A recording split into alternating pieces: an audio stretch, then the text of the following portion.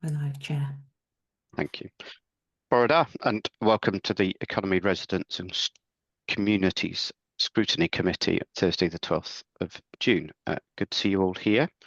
We're going to have to make a few small amendments to the layout of the agenda, bringing one of the items further forward than it was planned to be, and that is actually election of the vice chair. Our chair is away at the moment, giving apologies, and we are currently needing to elect a vice chair, but we can't really proceed in the meeting until we do that. So we're going to bring that one to the front, and also just to let people know, particularly if they're listening in the background and we're interested in it, item 11, the funding for HDR capital investment is removed from this meeting, and it's going to be presented to councillors as a member briefing session and a bit more chance to be in-depthly engaged with that process, but recognise then it's not scrutiny, but it was an information only report, and it's going to come to us later on. So we need to begin with the election of the vice chair. Kath, I believe there have been some nominations for vice chair. Yes, we've had a nomination for yourself. Are there any other nominations from the committee membership? If so, I'd very happily accept any other nominations. There don't seem to be any more. So can I have a proposer from the membership present? So Councillor Peter and, inundated with a seconder, Councillor Brian, you were first hand to show. Can I also have a show of hands from the committee that everybody is in agreement? Thank you very much. I presume that is carried unanimously. So Councillor Gary Mitchell, you are elected as the vice chair for the ensuing year. In the absence of Councillor Angela today, if you would like to take over the rest of the meeting, please. Thank you, Kath, and thank you all for that vote of support. Very happy to be in this position and very happy to support Angela in her chair's role as well. First item on the agenda is apologies. We've got a small number of apologies. Kath, if you could present those, please.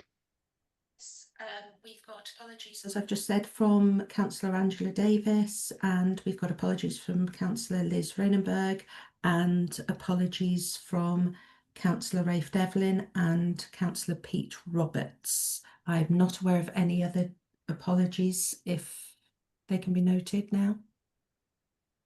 Anyone else got any other apologies we need to make note of? No. Okay, thank you. Item 2, disclosures of interest. Do any members have any disclosures of interest to declare against today's agenda items? No. Okay, thank you. Item 3, declaration of party whips. To receive disclosures of prohibited party whips which a member has been given in relation to the meeting in accordance with section 78(3) of the Local Government Measure 2011.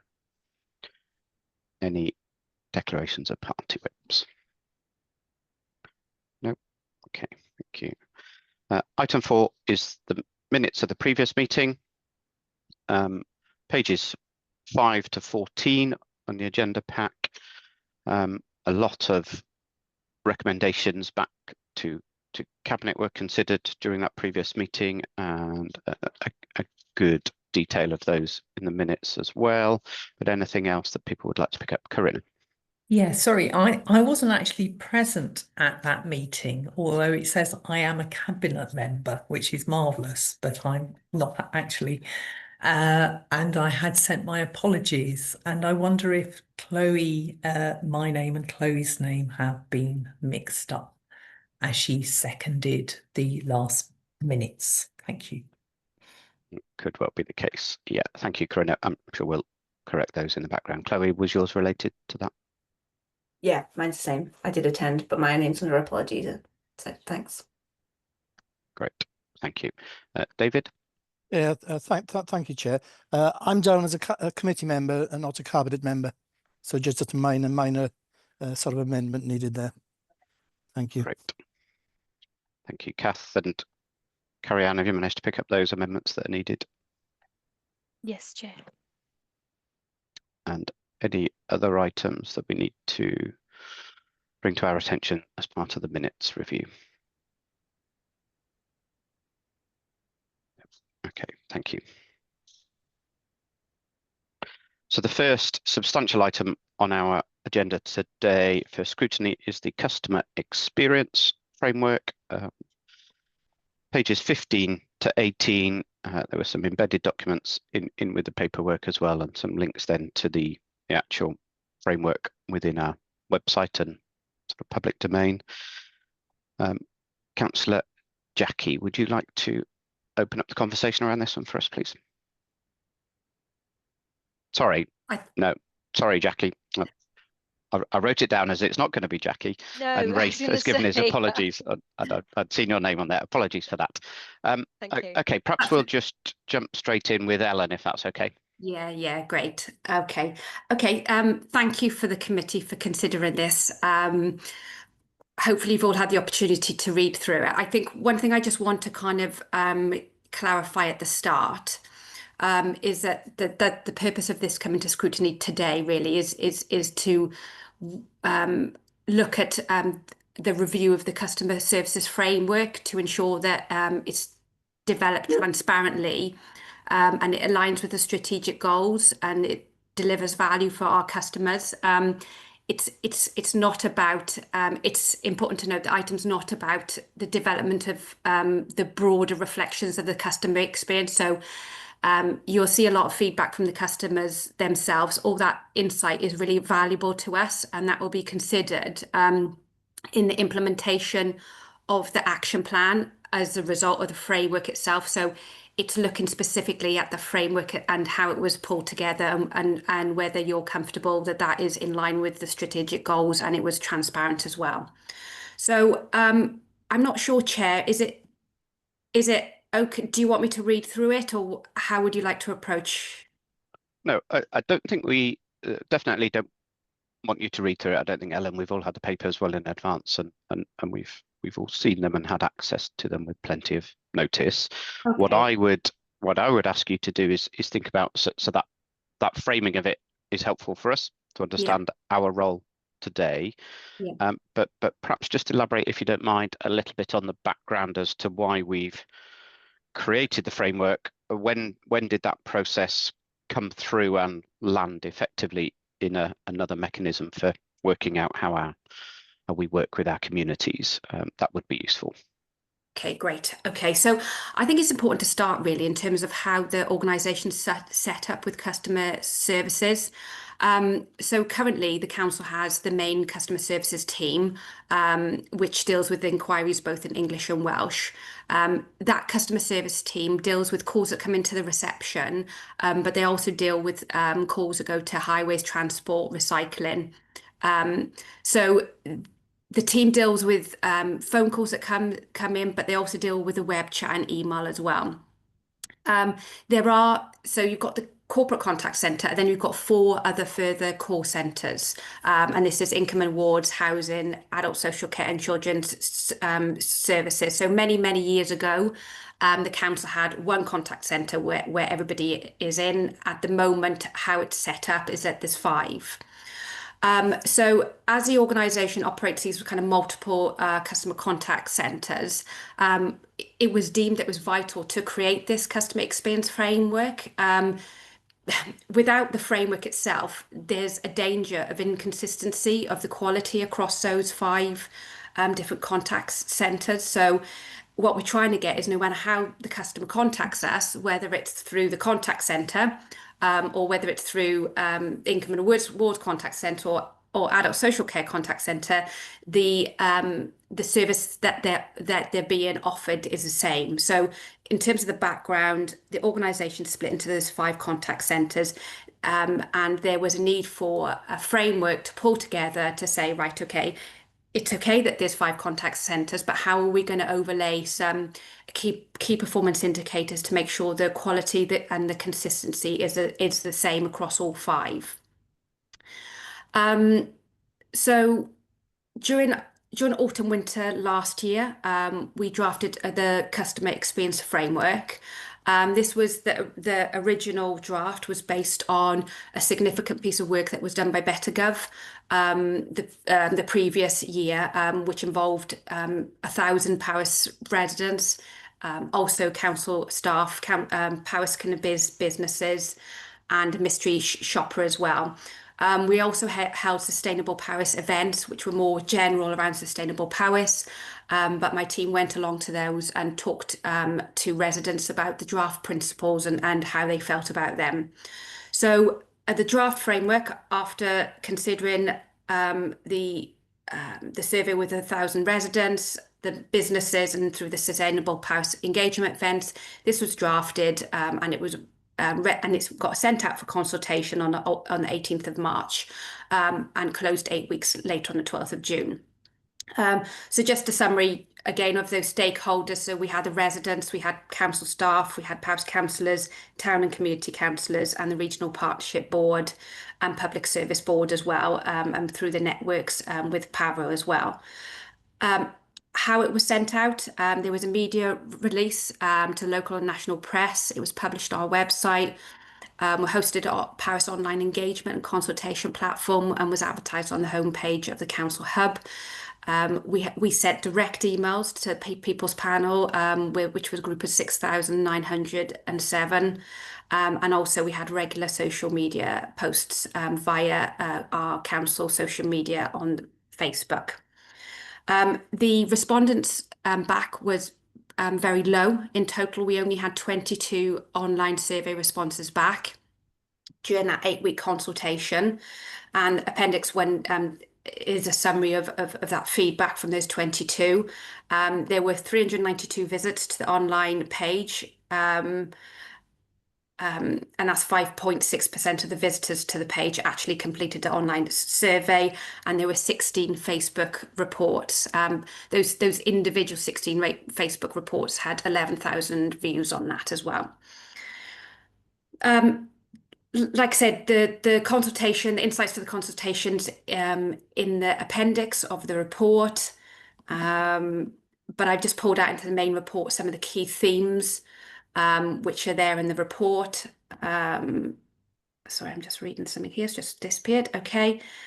There were, I think one of the overwhelming things that were coming out from the responses that we did get was the question of, okay, what next? What's the action? And that's definitely the right question to ask. In the framework itself, we talk about, if this is approved, the next stage now is to develop an action plan, which is bringing those 5 contact centres together and pulling together some key performance indicators so we can start monitoring our impact across those 5. So that was a key theme that was coming out in terms of, okay, we need to get on with it now. In terms of the vision, the customer charter, the principles, they were scored average, some a little bit low. I think it's really difficult with the low amount of feedback that we had to kind of really get underneath that, but the detail is in the report there.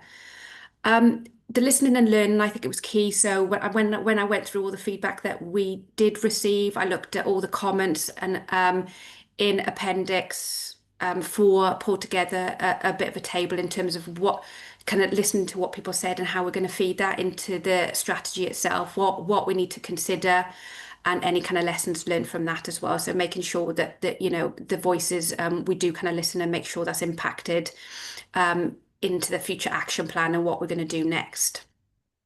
Okay, I think probably I could kind of go on, talk a lot about this. I don't know, I'll take a breath now, if that's okay. Yeah, no, thanks, Ellen. It's helpful to sort of readdress some of the points in the report. Okay, let's open it up to questions from the committee. Anyone like to kick us off with questions or comments for Ellen? Chloe. Thank you, Chair, and thank you, Ellen, for just talking us through that. It's good to hear a bit of background around it, because I must admit I came to this and I wasn't really sure what it was, you know, what sort of the point of it. So good to hear about all that engagement, that there was those, you know, you had 1,000 people who sort of chatted to you when you're developing the framework. I'm not surprised there was a really low response rate to consult on the framework, because when I was reading, I was a bit, you know, it basically says the same thing a lot of times, that we want to do a good job, and then we want to do a good job, and we want to do a good job, and you guys are important, basically. I do kind of feel that the whole document was very much, it could have been summarized just by our vision. I think the background work involved in it is really good. But I am, I'm excited to see an action plan and a strategy that comes out as the next steps. So I think that'll be really good. So just a couple of points, I guess. The response rate being low on the consultation report, I wondered about whether we could have been contacting the people who are contacting the council at the end of the phone call, or we could say, could you take part in this? Could you review this for us? I don't know whether that was one of the options taken forward when we're consulting people on how we're engaging with them. That's a point. Every engagement point is an opportunity to get their feedback. So maybe something we could, I don't know whether that was done or not, but maybe something we could consider for future ones. I couldn't get that key findings document to open, the embedded Word document in my papers, but that might be me not being able to work it out. And then I guess just the point I made earlier, that the framework document to me isn't really clear about what we're actually proposing to change. It just says that we'd want to do better. So I just think, if as a customer or as a person who uses the council, much more useful, I think, when we're engaging with people, just to say, we appreciate maybe we're not doing up the best job, we'd like to do better, and this is what we're proposing, maybe. So those are just sort of my points. Thanks, Chloe. Ellen, I don't know if it might be worth just waiting for some of the other ones perhaps to come back with responses, because I think they're very valid, Chloe, if that's all right, but captured, and we can see what else comes up before we bring Ellen back in, if that's okay. Peter James. Thank you, Chair. I've been actually, Helen, we've been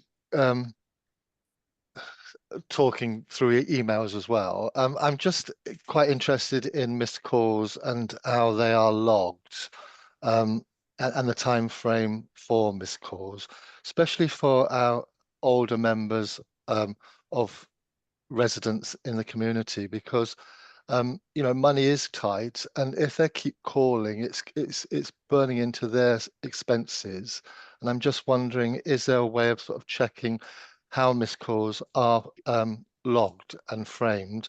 And as Chloe just said, have we got sort of like 5 questions that we can put how the service was put to the actual resident, and feedback on that level? And the second part is, are any of the call centres home-based, and how are they monitored into the bigger picture? I mean, I'm just interested in that and see how that sort of feeds in to the bigger picture. So thank you. Thank you, Councillor Peter. Ellen, sorry, did you want to come back in on that one, or take a few more? Otherwise I'll forget the questions.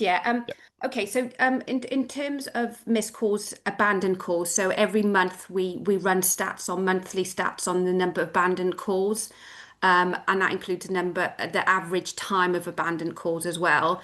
I think what's key to note, we kind of define it as there's it's kind of non-skilled calls, but they are skilled calls, and skilled calls. So the skilled calls is when people come through to us, but then they need help. So we would transfer them on to highways, blue badges, those others.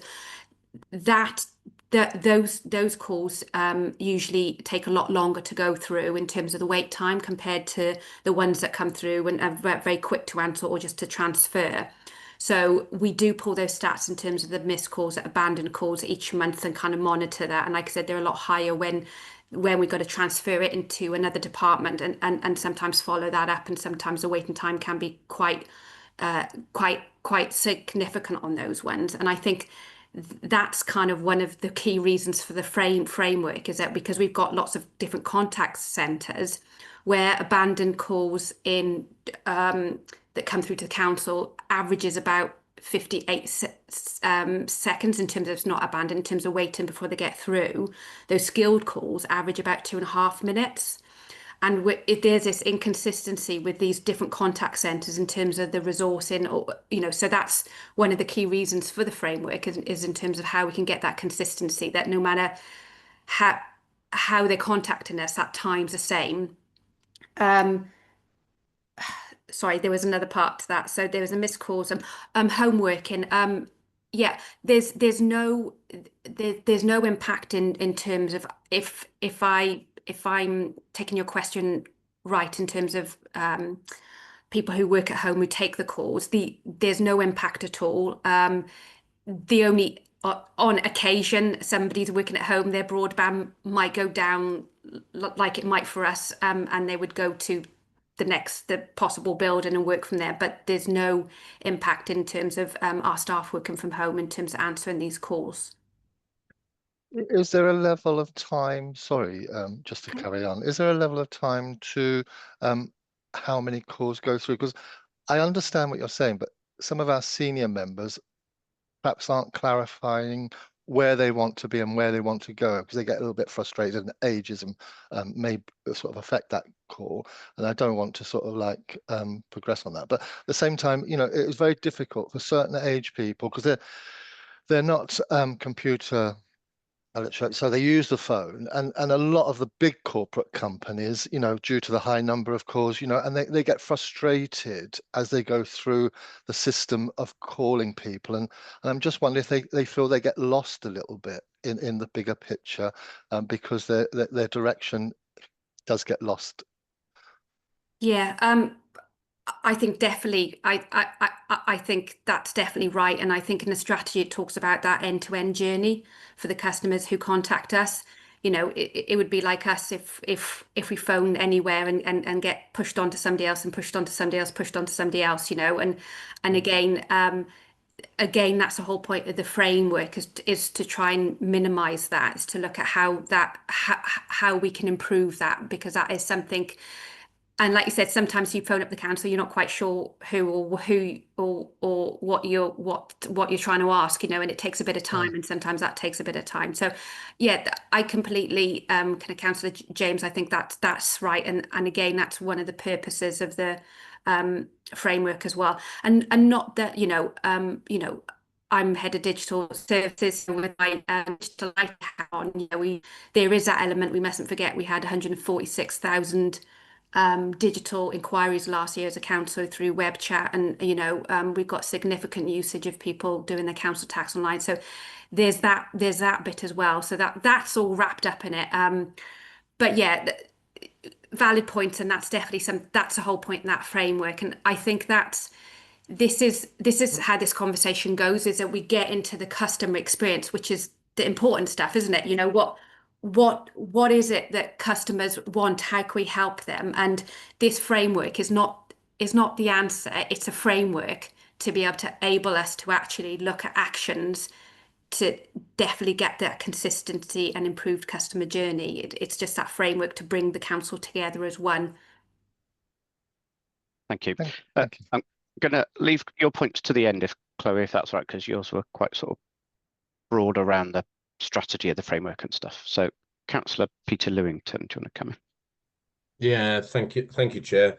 Yeah, and thanks, Ellen, and thanks for all the work you've done on this. I'm a new member coming to this committee, so there's an element of me needing to catch up with where things have got to. So please just take my comments that are going to follow in that context, and also perhaps some of my comments may come across as slightly negative, but they are meant to be constructive as a critical friend. So so please take them in that context. A couple of points, if I may, Chair, is I think first of all has been touched upon already. It's very difficult to extrapolate from just 22 responses to a survey actions that we need to do.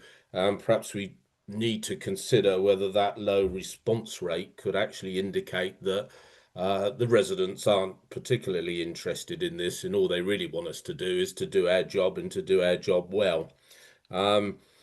Then I'd sort of look at some of the measures that are in the framework, and I wondered if it could be considered to extend them to regulatory issues such as subject access requests, freedom of information, and complaints handling, because they're equally important to residents when they're impacted by them.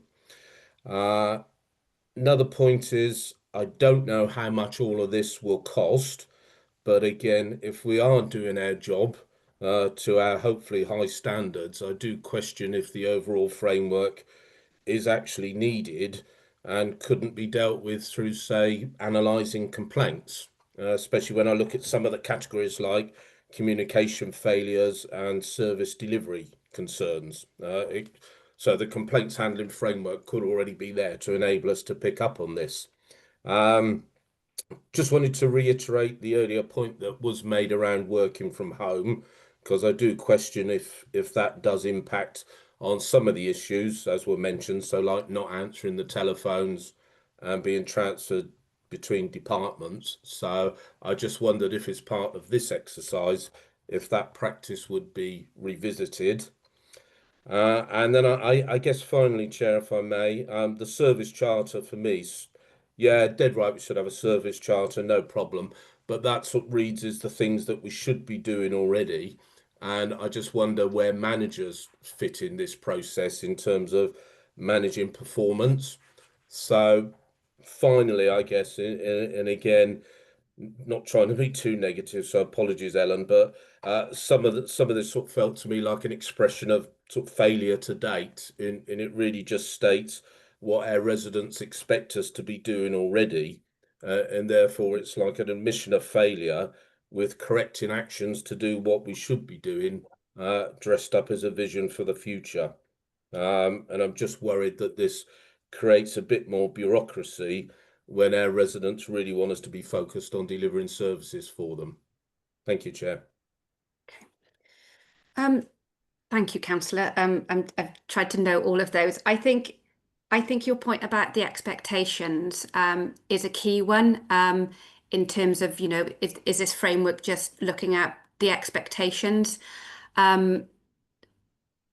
I think that's what's really key, and especially with sustainable Paris going forward, our customers do expect different things. As a council, we will be changing as well. So, if the only one thing we get out of the framework is actually to clarify the expectations to the customer charter in terms of what our customers can expect from us, and also what we expect from them as well, that's a really key element of that. Like I said, they change all the time. People expect to contact us and expect to have like an Amazon and a shopping trolley, and they can put their services in there, all those kind of things, and vice versa. They expect to walk through the door and sit down with somebody in a room as well. So that was a key part of that, is to actually set that tone to say, this is what you can expect from us. I don't view it as a kind of, in terms of saying it's a failure to this point, but it's kind of setting the scene to say, this is where we are, this is what you can expect from us. I think in terms of performance, the kind of management, the performance management bit, again, this is why the framework is key, because up until now we've got, I report on satisfaction in terms of customer satisfaction, but I'm only responsible for the corporate contact centre, which is one contact centre. So like I said, we've got 4 other contact centres that I'm not responsible for. So having the framework enables us to develop those key performance indicators, which helps us manage our performance. So that's where the whole management, how do you make sure that we are managing the performance? It's inconsistent at the moment because we have got the 5 contact centres. The framework over it will actually provide that framework to actually consider what's being delivered. Sorry, I forgot some of your other points. Just to confirm, in terms of working from home, there is not, like I said previously, working from home does not affect the service that our customers get at all. Yeah, the receptionist, if you go into County Hall, she's got a headset on, she's a receptionist, but she also answers calls that come through when they're at home. That doesn't have any impact. And where we monitor the stats in terms of how many calls we're able to pick up, there's no indication that there's that's less at all because people are working from home. So just want to reassure that that's definitely not having an impact. And just to pick up your complaints bit, you're very right. It's very key. We're just in the process of renewing our complaints policy at the minute. We've just issued that we're going through to council in terms of our complaints annual report, which covers 2 years. There's so much rich data from our complaints, from our kind of residents, and that is key to this framework. So, and if you look at this framework itself and the kind of people, processes, place and technology, the people bit is about listening to our people, which is complaints. So one of the first actions that we'll be doing, one of the first key performance that I'll be suggesting is those complaints and those lessons learned and how we can improve. So it's just what you're discussing there is the actual detail that will come out from that framework. But yeah, complaints is definitely a huge factor, because that's where we need to learn and kind of listen to what our residents are telling us. I'm not sure if that's answered everything. Yeah, no, thank you, Ellen. Yeah, sorry, Chair. Yeah, no, thank you, Ellen. Yeah, I was just looking down. Yeah, I think that covered all the points I raised. So thank you for those comprehensive answers. Thank you. Thank you. Great. Thanks for the questions and answers. Jane, did you want to come in? Just to add a little to what Ellen's already covered, I think what's important here is that the strategy is making it clear to everybody, both within the organisation and our residents and all of our customers, that that is the expectation. And I think the actions that fall out of that strategy will happen at a service level, because different services will be at different points in terms of being able to meet that strategy. So this, as I said, really just does set out the expectation and the approach. It is now down to services to make sure that they can ensure that happens and is consistent across every member of staff. It's not necessarily just those staff that answer our calls. It is about every interaction we have with our residents. So that could be somebody working on the road, somebody emptying the bins. You know, this is an expectation how every person should respond to our residents and customers. The performance aspect and how we monitor it is really important. And as Ellen has already said, developing the right performance indicators. You know, from Ellen's perspective with a call centre, she already has a list of indicators that look at answer rate times and all of those things. Those KPIs then will form part of the routine management meetings at a service level. So whichever officers are responsible, whichever managers are responsible for these aspects, that gets reported routinely through those performance reviews. We are reviewing currently, as part of the update for the corporate plan, how we report some of that performance data into the public domain and through your scrutiny committees too. So I would expect to see definitely some performance data around this particular aspect featuring in those updated performance reports.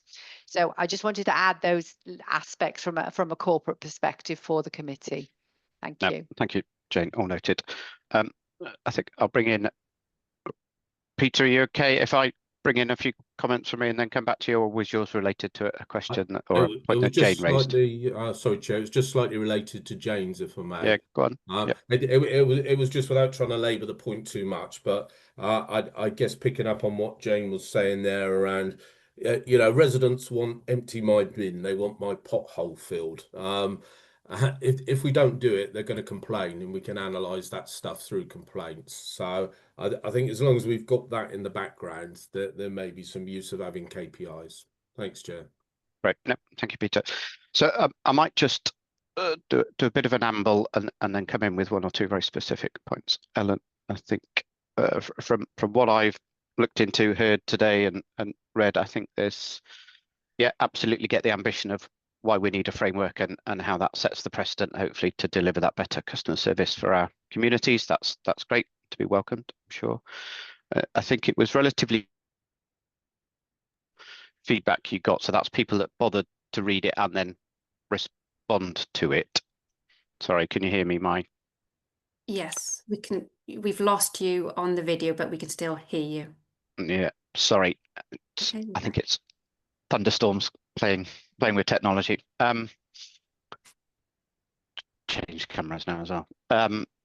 Sorry, I lost my chain of thought. I was yeah, so what it's trying to do, I think we understand. How it then does that mechanism behind it to monitor, evaluate and report and improve, I think will be key to all departments within the team and all councillors. When I would see us often as county councillors, the sort of point of no return. So customers are very able and willing to report their own issues and try and resolve them, but they come to us at the end of their journey when they can't. So they either haven't found their way through and they've really struggled and they come to us to ask for support to do that, and then we try and do it, and then we're like, yeah, I can understand why you're struggling in that. So I think we need to find a mechanism for us as well to report some of those issues, because people are generally very good at managing themselves very well, aren't they? And when they come to us, they're quite angst, and that makes it harder for us to support them as well. Previously, I know we've heard that one of the big concerns is just that feedback loop, isn't it? So when something's reported and there's a bit of a delay for action or something, how we feed that back to customers is vitally important, because if they're updated and they're kept informed and have a mechanism for doing that, they're generally okay and they understand if there are issues. And in some departments, that seems to work quite well in terms of the online platform. In others, frustrates all of us, I'm sure. I recently put an email in to a department and it said it will take them 84 days to get back to me, and please don't contact us for another 84 days. And I'm flabbergasted by that sort of response from us as a corporate body. It's just ridiculous. Why should somebody wait 3 months for a complaint to be investigated, if you like? That's utterly ridiculous. And why can't we nudge that along?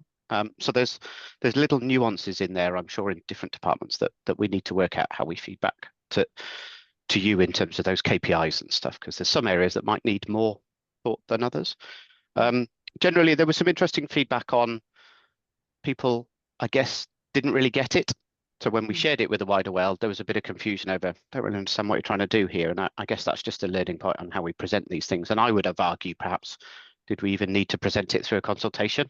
I'm not sure it's a document that personally required consultation. You've done that pre-engagement, you've drafted it, and you share it and perhaps ask for comments. I wouldn't necessarily put it through a full engagement process, because it's fluid, isn't it? It can change and can be updated. But where I think Chloe's points are very valid is we have a customer charter that's really clear, really concise, and basically says everything in the framework, but it gets repeated and it gets drawn out again. Whereas the customer charter, if you'd have presented that to people and asked for feedback, I'm sure most people say that's really concise, get what you're trying to do. And of course, we'd want to do that as a service deliverer. Talk to people, answer their questions, not make them come back multiple times for the same issue, and deal with things professionally. We've tried to translate that into the framework, and I think we have sort of just muddied the waters a bit. So we've got a sort of public charter, and now we've got a framework that we've put publicly. So there were some issues and just thoughts for me around processes around that. And I guess just feedback then from us as a group as a whole. I think we're looking at the KPIs are the important bit, how you set those targets, how they get reviewed, and how they get challenged and stressed through the senior management team and all those that are looking at it. And then, yeah, I think, Jane, important that they start to get built into the stuff that comes into scrutiny so that we see it. Embedding it with the whole staff team, very important. As we said, this isn't just for those that pick up the phone. This is for everyone, and councillors said please do make it shared widely across all of the teams alongside the charter. I would say, look, saying we have a charter, this is our framework to make sure that we're consistent, and we will begin to monitor those. What else did I write back? Yeah, I think that was it actually from my sort of take on it. Nothing specific for you to come back on, but please do if you wish to do so, Ellen. Yeah, I was just going to say that's wonderful feedback. Thank you, Chair. Yes, some of the points you raised there, you know, we did debate about whether we should go out for consultation, because it wasn't me in a darkened room writing this. This is all from what our residents told us, you know, that's their words that kind of wrote it in terms of the meaning behind that. I think, you know, the overview documents are sent out is half the size of the framework itself, and it's almost like that easy read in terms of, you know, if you don't want to read all the other stuff which is really important to us, like sustainable prowess and all those kind of things, but for those out there maybe not so much. And I think the website, how we've got a web page, and it's very clear on the web page. I didn't want the framework in there. You go on our web page and it is just the customer charter and our vision, nothing else, because that's all that residents want to know, what we're going to do for them and how they work with us, kind of thing. So how we've communicated it via the web, so if people go and have a look, It is very much just the charter and the vision. It's that framework bit, which is that kind of it's much more for us as an organisation to make sure we've got that framework so we can manage and performance manage ourselves. But exactly the points that you raised, yeah, they're just wonderful to hear, and thank you for that feedback, because that's all. There's nothing I'm thinking, oh, I'm not sure about that. So thank you for that. No, okay, thank you. Chloe, are you happy that your points have been answered before I try and move us on? Sort of conscious of time. Yes, that was a much clearer way of presenting it. Thank you, Gary. Thank you. James, did you want to come in? Yeah, sorry, Chair, and I don't want to open up a whole new debate, because I know you've got a big agenda and you want to get on. But actually, I thought the most interesting comment from the feedback that we did get was, is it appropriate for us to view the residents of the county as customers? And I just wonder whether we ought to sort of philosophically think about that for the future. I mean, I'm not suggesting changing it now, because actually I do think, because in a way, parish is a business, isn't it? And they are, in a way, they are customers, but they are also residents, and they're not quite like a private sector business, selling things over the counter. So but I do think that was a really interesting point, and I wonder whether we, perhaps ought to take some notice of it. But I don't want to reopen the debate, but I just thought I'd make that point. Thank you. No, thank you, Councillor James. That's absolutely fine. Okay, going to move us on to the second item now, which is the car park review. Obviously, this process in general has been through scrutiny a few times and through departments and stuff. So, Councillor Jackie, invite you to sort of give us an update. Thank you. Thank you very much, Chair, and thank you for the debate. The previous debate, I think, is really interesting, and I just wanted to make the point that I fully support what you were saying there, Councillor Gary, and just to say that in HTR we take this really seriously, and we're trying to improve, because that's usually the area where we get most complaints. We know we get most complaints through HTR, from bins not being emptied, for potholes, etc. So accept everything that everyone's saying here, and really look forward to seeing how we can make those improvements as suggested in this charter. So coming to the car park review, and again, I welcome Scrutiny's responses to this car park review where we are now. This has come to scrutiny before in final reports, but no decision was actually made on the previous report that you had. This report isn't very different, but there are some different outcomes and different recommendations. And if I could just say where those changes are and why those changes have taken place. We looked very carefully at three important elements around the themes in this report, and that's the tariff structures, enforcement service and improvement, and innovation, and an asset review. So three things there, but enforcement, service improvement, and innovation is actually an important part of this as well. So it's not just about tariff structures, and it's not just about an asset review. This has been through many working groups. I think this report has probably been seen by more members than most other reports have been seen. It's something which did exercise a lot of members of the public very early on, but I would like to say in the last 12 months or so, I've not had any correspondence from anybody as members of the public on the car parks, but I know that they are awaiting the result of this paper eagerly. So the changes have taken into consideration recommendations of both Scrutiny, Cabinet, CLT, several working groups that have all made a contribution to the recommendations that are on this paper. We had the first working groups took place in 2024, and there were three that included members from cross-party. So we had it was not a political working group. We had members from all political parties. We also had stakeholders and some town councillors. We had a final working group that took place in February this year after the paper had gone through the Cabinet, and Cabinet could not recommend the recommendations on that Cabinet paper. So we brought together a working group that was independently facilitated by Professor Charles Musselwhite and Dr. Jennifer Wolowick. from Aberystwyth University. And in that final working group, we had members of the cabinet, we had group leaders, we also had other members that had been involved or supported or not supported the previous report. We have members of CLT and senior leadership team and other officers in that meeting. What happened in that meeting was, as I say, it was facilitated. It was a whole afternoon process that we went through. What we came out with at the end was a consensus, and that consensus really focused on, and this is what this final report has focused on, a consistent model where you pay for the time that you use in as many car parks in Powys as possible. So consistency was really, really important to the group on that consensus. The paper you have here has been written with the help of stakeholders, officers, cabinet members, corporate leadership teams, cross-party leadership and other members. And evidence was gathered by Atkins Realtic in the first instance, which helped us to build on this. I'm sure you've all got lots of questions. And I'm very happy to take those questions, but I just wondered if I could bring in Matt now to cover anything that I might have missed in my feedback here. So thank you very much, Chair. Thank you. Thanks, Councillor Jackie, and thank you, Chair. Is it okay if I just give a brief overview in terms of where we've been, obviously in terms of the process? So, as we're aware, the review was initiated by the Cabinet Member for Greener Powys, Councillor Charlton, and after proposed motion regarding car park increases. So it aimed to analyse car park charges and develop a consistent pricing model across Powys. So that was one thing that has come through in terms of equity across the car parks.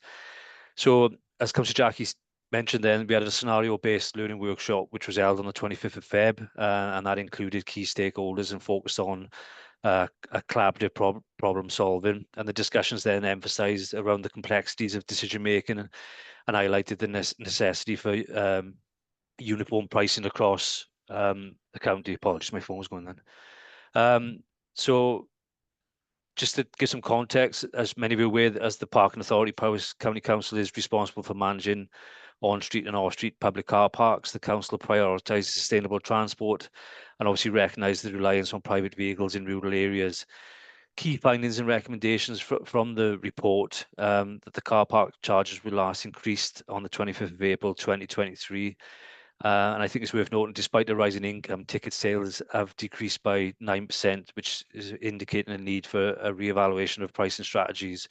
So the working group, facilitated by consultants, produced a report with recommendations. So the introduction of a 1 hour tariff is projected to create a financial pressure of 136k for the service, but you will see in the report, by amending some of the other tariffs, we can offset this pressure and generate additional revenue. And again, this came over strong in the meeting on the 25th of April around ensuring that the budget was balanced. So the specific recommendations within the report, Chair, was around revising off-street parking tariffs, reviewing on-street parking times, exploring options for underutilised car parks, and then increasing enforcement. So that's it from me, Chair, and his colleagues on the call as well to assist with some technical questions. Thank you. Thank you, Matt. Yeah, and realise we've got Sean and Tony there in the background to help with us. So open it up to questions to committee members. Corinna. I just wanted to make the point that living as I do on the English border with Herefordshire and Shropshire quite close by, towns of Ludlow less than 20 miles away, for instance, that the perception I have is that it's cheaper to park in both those two areas. I know that Leinster, I was there last week, £1.20 in the centre of Leinster, £1 per hour on the outskirts in the longer stay car park. And the story is similar in Ludlow. Just wanted to make that, just say that we feel just slightly expensive, and that the comparisons in the report to Ceredigion, I know it's inland Ceredigion, but nonetheless, it's quite a touristy area. And yeah, thank you very much. Thanks, Corinna. I don't know, Matt, if you do want to come back on any of those.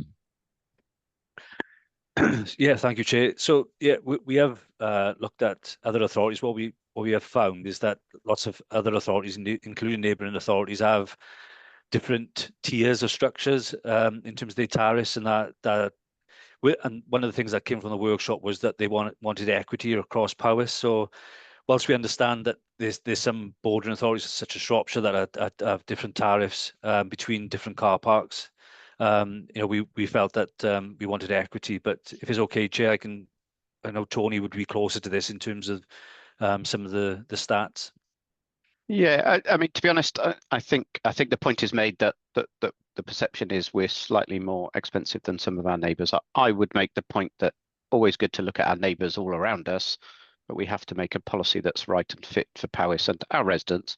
But bearing in mind, a lot of people that use the car parks aren't just residents as well, are they? They're visitors, they're tourists, they're business commuters, etc., etc. So I might just move on to other questions unless Jackie, you wanted to come in on that point. Just quickly, Chair, if I might, what we are recognising and seeing now is that other authorities are also increasing their car parking charges.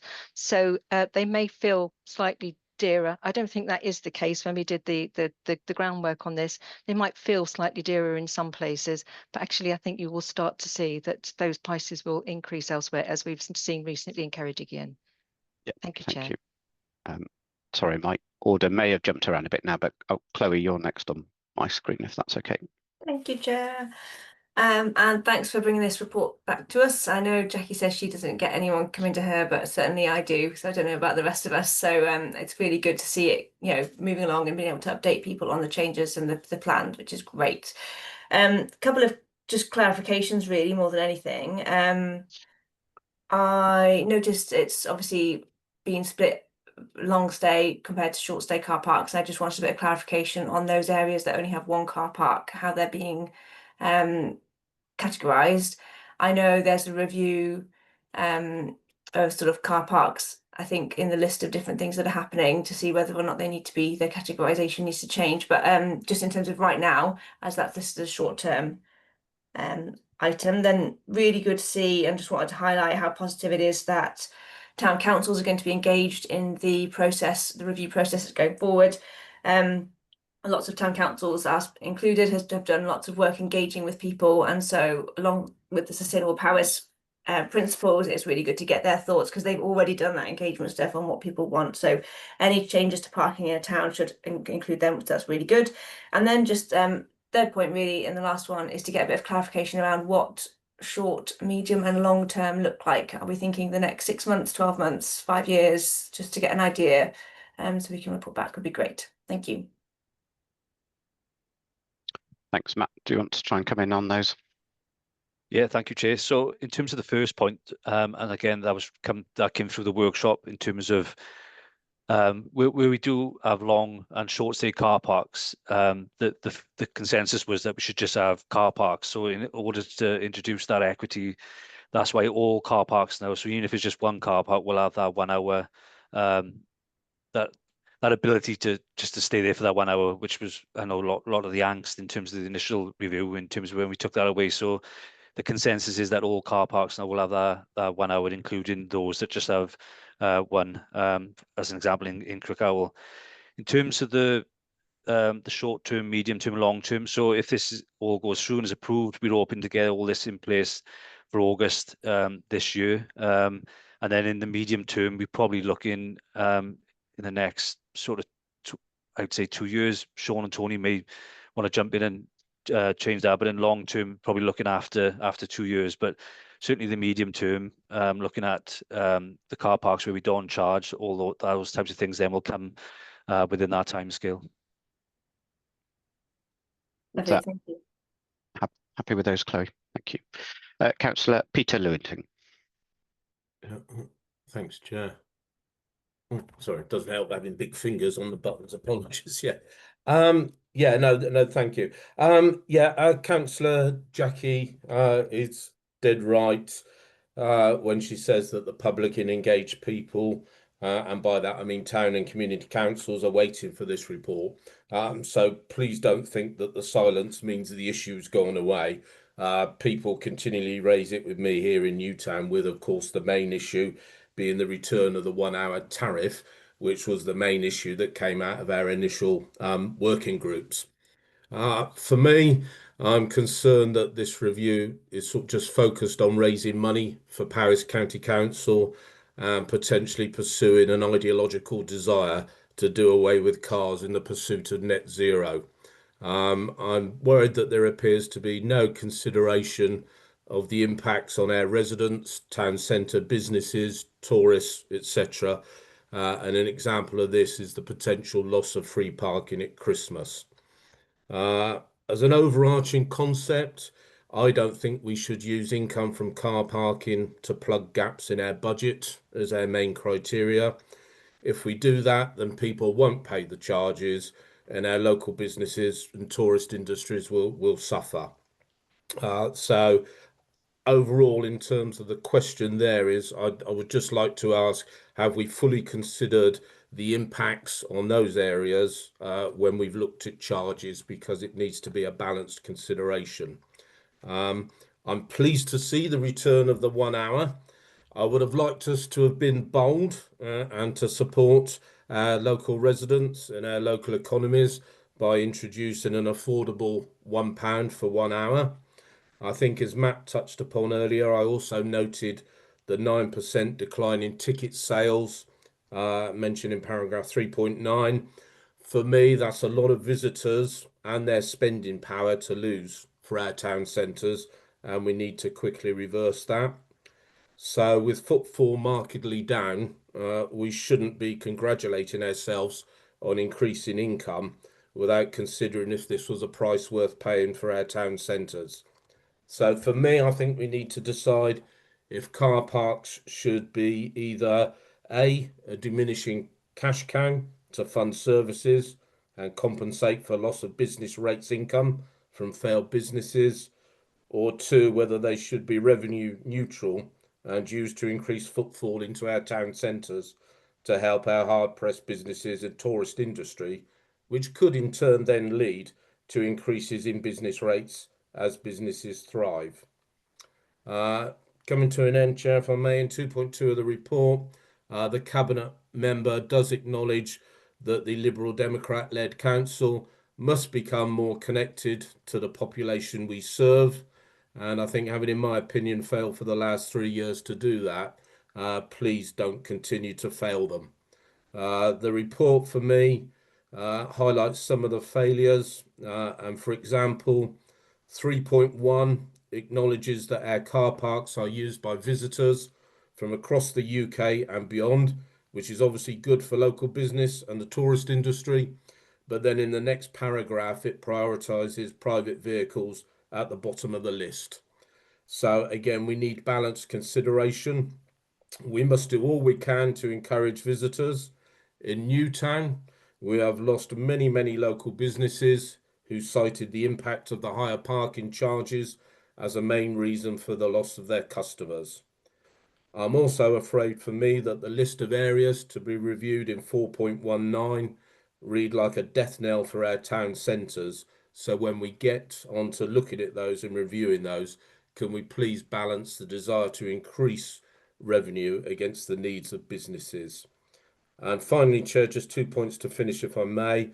Could I just ask overall if, when we've increased the all-day tariff by 25%, have we thought about the impacts that that may have on forcing parking out into residential areas? And then I also seem to remember in the depths of my mind that there were going to be charges introduced for blue badge holders, and I don't know where we're actually at with that. Thank you, Chair. Okay, thank you, Councillor Peter. Quite a lot in that one. One of which I might just summarise to ask the question around.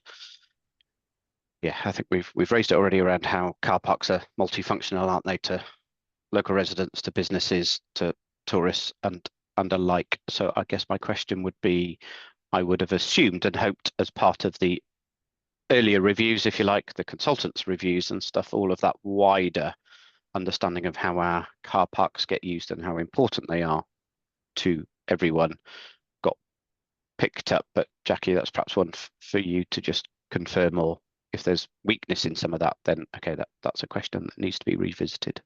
Yep, I'll try and pick up on those. Some of those questions are for me, some are more technical. So on the more technical side, Councillor Peter, I hope you don't mind if I bring officers in.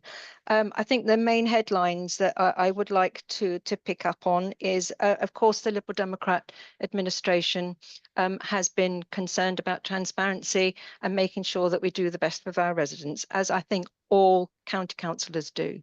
So I wouldn't put us as being any different to any other county councillor. We do what we think is best for our residents, always will do, and always have done. As far as raising as a car park has been a cash cow, that's incorrect as well. It's not a cash cow. I will bring in, I think either Matt Perry or Sean James just to go through those costings, but they are in the report. The money that comes in from car parks actually goes back out to support our highways.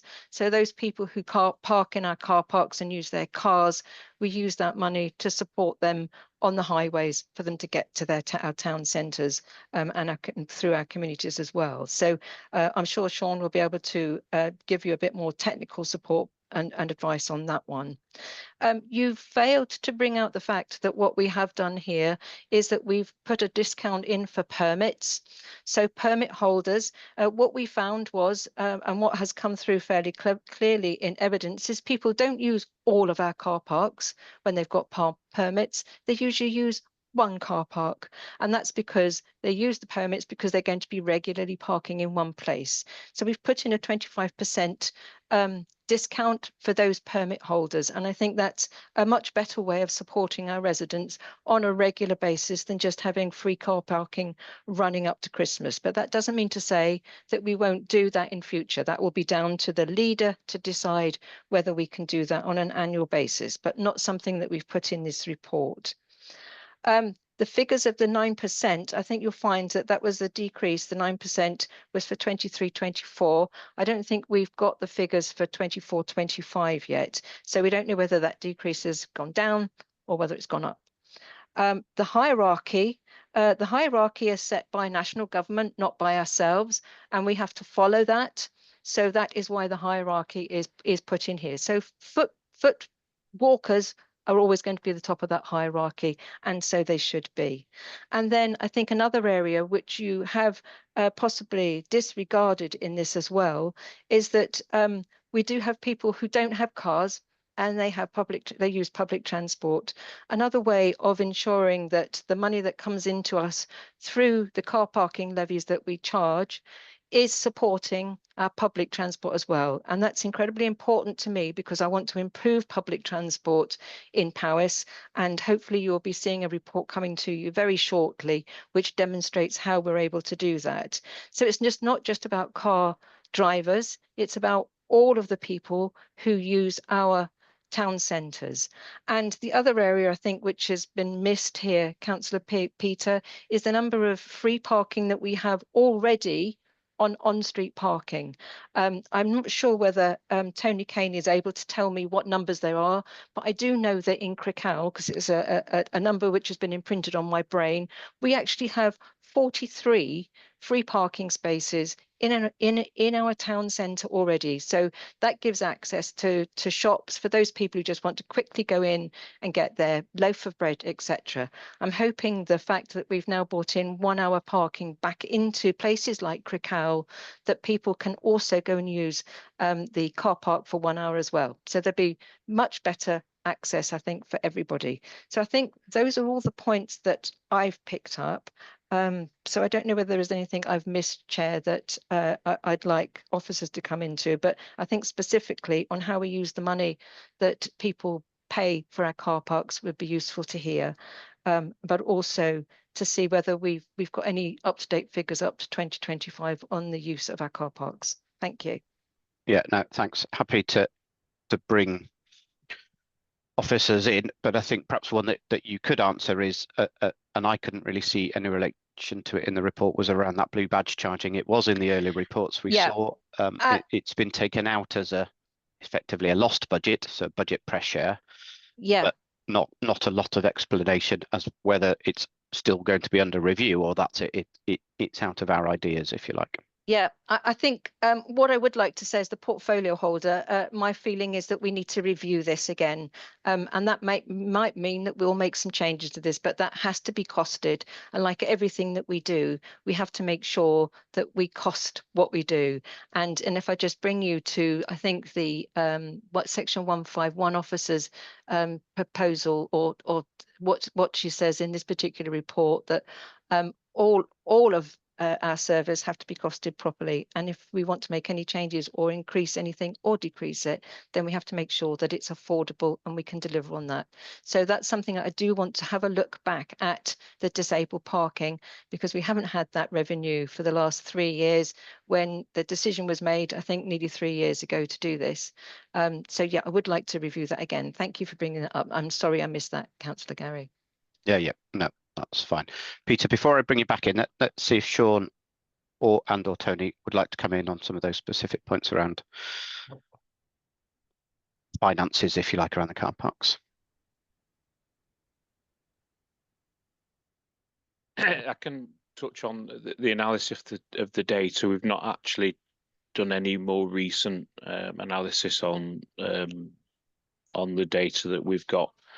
We have had a change of back office system I haven't looked at fully to do that, but that's something I can do if it's felt appropriate. But we haven't analysed any more recent data on terms of ticket sales. Okay, no, that's fine. So we're confirming that it's 23-24 data that the report's based on, which is understandable. That's okay. Yeah, it was based on the 12 months prior to the change and the 12 months after the change in 23. Okay, no, that's fine. Yeah. Peter, let me come back to you then, because I scribbled a few notes, but have you still got some outstanding points that you would like a bit more clarity on? Yeah, thanks, Chair. Yeah, and thanks for raising the blue badges. Also, thank you, Councillor Jackie, for your comprehensive responses there, which I obviously listened to intently. So thank you very much for that, and thank you very much for saying you will be reviewing the blue badges as well. Yes, thanks Tony for just clarifying that is 23-24 figures. I guess more the point for me is we have to use that data in the absence of anything more up to date, but it is this 9% decline in ticket sales. So revenue's up great, but fewer visitors and fewer people. So as long as we've borne that in mind when we've looked at our charging structure, that was the point I was trying to get across. I think the only other point that was missing, but I don't know whether the officers may be waiting to answer, was if the impact of the higher all-day tariff may push more parking out into residential areas as folk don't pay that. I don't know if, just wanted to clarify if that had been considered when looking at the charging structure. Yeah, Thank you. no, I think that's fair. And before we bring David, perhaps with a slightly more financed position on it, I think that's a fair one to ask, perhaps to Sean, Tony, and Matt. Really, how do you assess the impacts of the changes that are proposed, and obviously across all of them? So we're looking at fairer disparity, aren't we? Disparity. We're looking at a fairer charging system across all of our estate, removing that dual use car parks of short stay, long stay, whatever they are now. A single car park, and you pay for the time you're there. I think that's great. But what Peter is suggesting is obviously that is a more significant raise than some of the other ones that we're bringing back in, really, and adding a few pence to. And have we considered the impacts of that sufficiently? Matt, perhaps I'll let you try and answer that one. Thank you, Chair. So in terms of the charging for the longer stay element, it's something that we haven't done for a long time. So it's something we would have to monitor through our civil enforcement officers to sort of gauge that. Tony will probably have a bit more evidence from other authorities in terms of what that push out could potentially be. But I do take the point that, by us charging that extra, could that force it then onto the high street? But if it's okay, Chair, I'll bring Tony in on that one. Yeah, absolutely fine. Tony, please do. Yeah, certainly. In the past, when we've raised charges, we haven't tended to see a big exodus. I know we with the hour change, we've seen that 9% drop, but when we've changed the all-day price, that doesn't seem to have affected people's choices.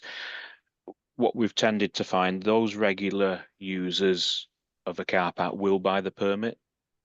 So those are the ones that work in the towns or live near the towns and have no off-street parking and need to use that facility. So they will buy the annual permits.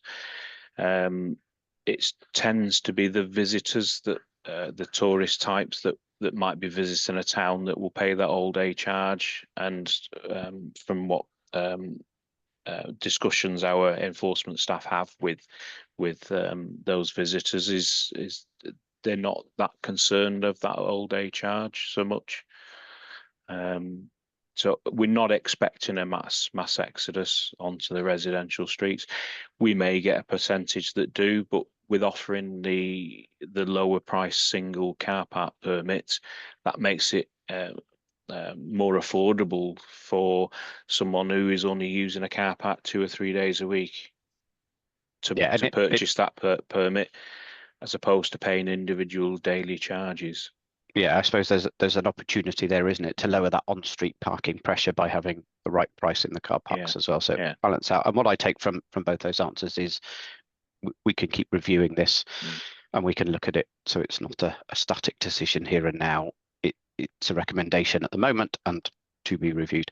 I might, if you don't mind, Jackie and James, I'm going to ignore your hands up for now. I'm conscious to get committee voices in, but David, with your finance sort of role within Cabinet, if you would like to come in, that's absolutely fine. Thank you, Chair. I'd just like to make a general observation on income generation, because it can be a pretty unpopular subject, but it's absolutely essential to understand that as far as corporate organisations are concerned, particularly local authorities, it's an integral and important part of any budget setting process. I think, if you look all our services, somewhere or other, we were actually applying a charge for the users of those services. And it's worth remembering that in many cases, the actual revenue that's generated from those charges doesn't necessarily cover the total cost of the service we actually provide. But without it, we would create, there's no doubt about it, a significant gap within our budget. Now, if you take as an example the car parking charges, if we were, for argument's sake, to go out there and say that we'll allow all car parking to be free, then you're immediately going to have a problem with about £2 to £2.5 million worth of funding required to support the HTR budget. Now, there'd only be two options, and that is either to find that 2.5 million somewhere else, which would mean a reduction somewhere else within that service, or indeed in another service, because it would impact the whole corporate budget. Or you could actually increase council tax. In this case, it would be at 2%, and that 2% would apply to every single household in Powys. And it's worth remembering, if we're looking at car park charges, that it's not only Powys residents who use our car parks. So there's an argument that if we were to be applying them the free of charge, then and putting that charge on a council tax, for argument's sake, then you'd end up having residents of Powys who don't use their car parks because they don't drive, actually subsidising visitors to Powys. So the whole thing is rather complex, but it's the point I'm trying to make is it's unfair to suggest that these charges are simply there to bridge a budget gap, because that's not the case. It's about fairness and actually applying discipline to balance a budget. And with regard to the impact on final point. With regard to the impact on businesses, just to highlight the fact that the Retail, Leisure and Hospitality Business Rate Relief Scheme has been incredibly successful in Powys. That does give a 40% reduction on business rates to those that qualify, and that's down to the excellent work done by our Income and Awards team. So thank you, Chair. No, thank you. I might just politely say that we're not here looking at getting rid of all of our parking charges. So your point is made, but it's not particularly relevant in what we're seeing today. There's an impact on some of the changes we're making on the budget pressures. The department is trying to balance those so that their budget balances, but the questions were around actually what's the impact on other services and areas and communities and stuff. But yeah, that point's taken. Councillor Peter, can I bring you in? Thank you, Gary. Yeah, I'm really sort of warmed to the situation Jackie brought in about looking into blue card holders. But my question is really that if that isn't, is access to the pay machines accessible for disability and visual impaired people? My site is, I thought, pretty good, but I know when I try to use the machines, the actual press buttons are so small that your nose is nearly pressed against them. So anyone else that has got a visual impaired problem, is quite difficult. So that's one question. And the other question I've got, the second question, is the cost of residents being taken out of county. I know I border on Carmarthenshire, and they are holding certain days of free parking for independent businesses.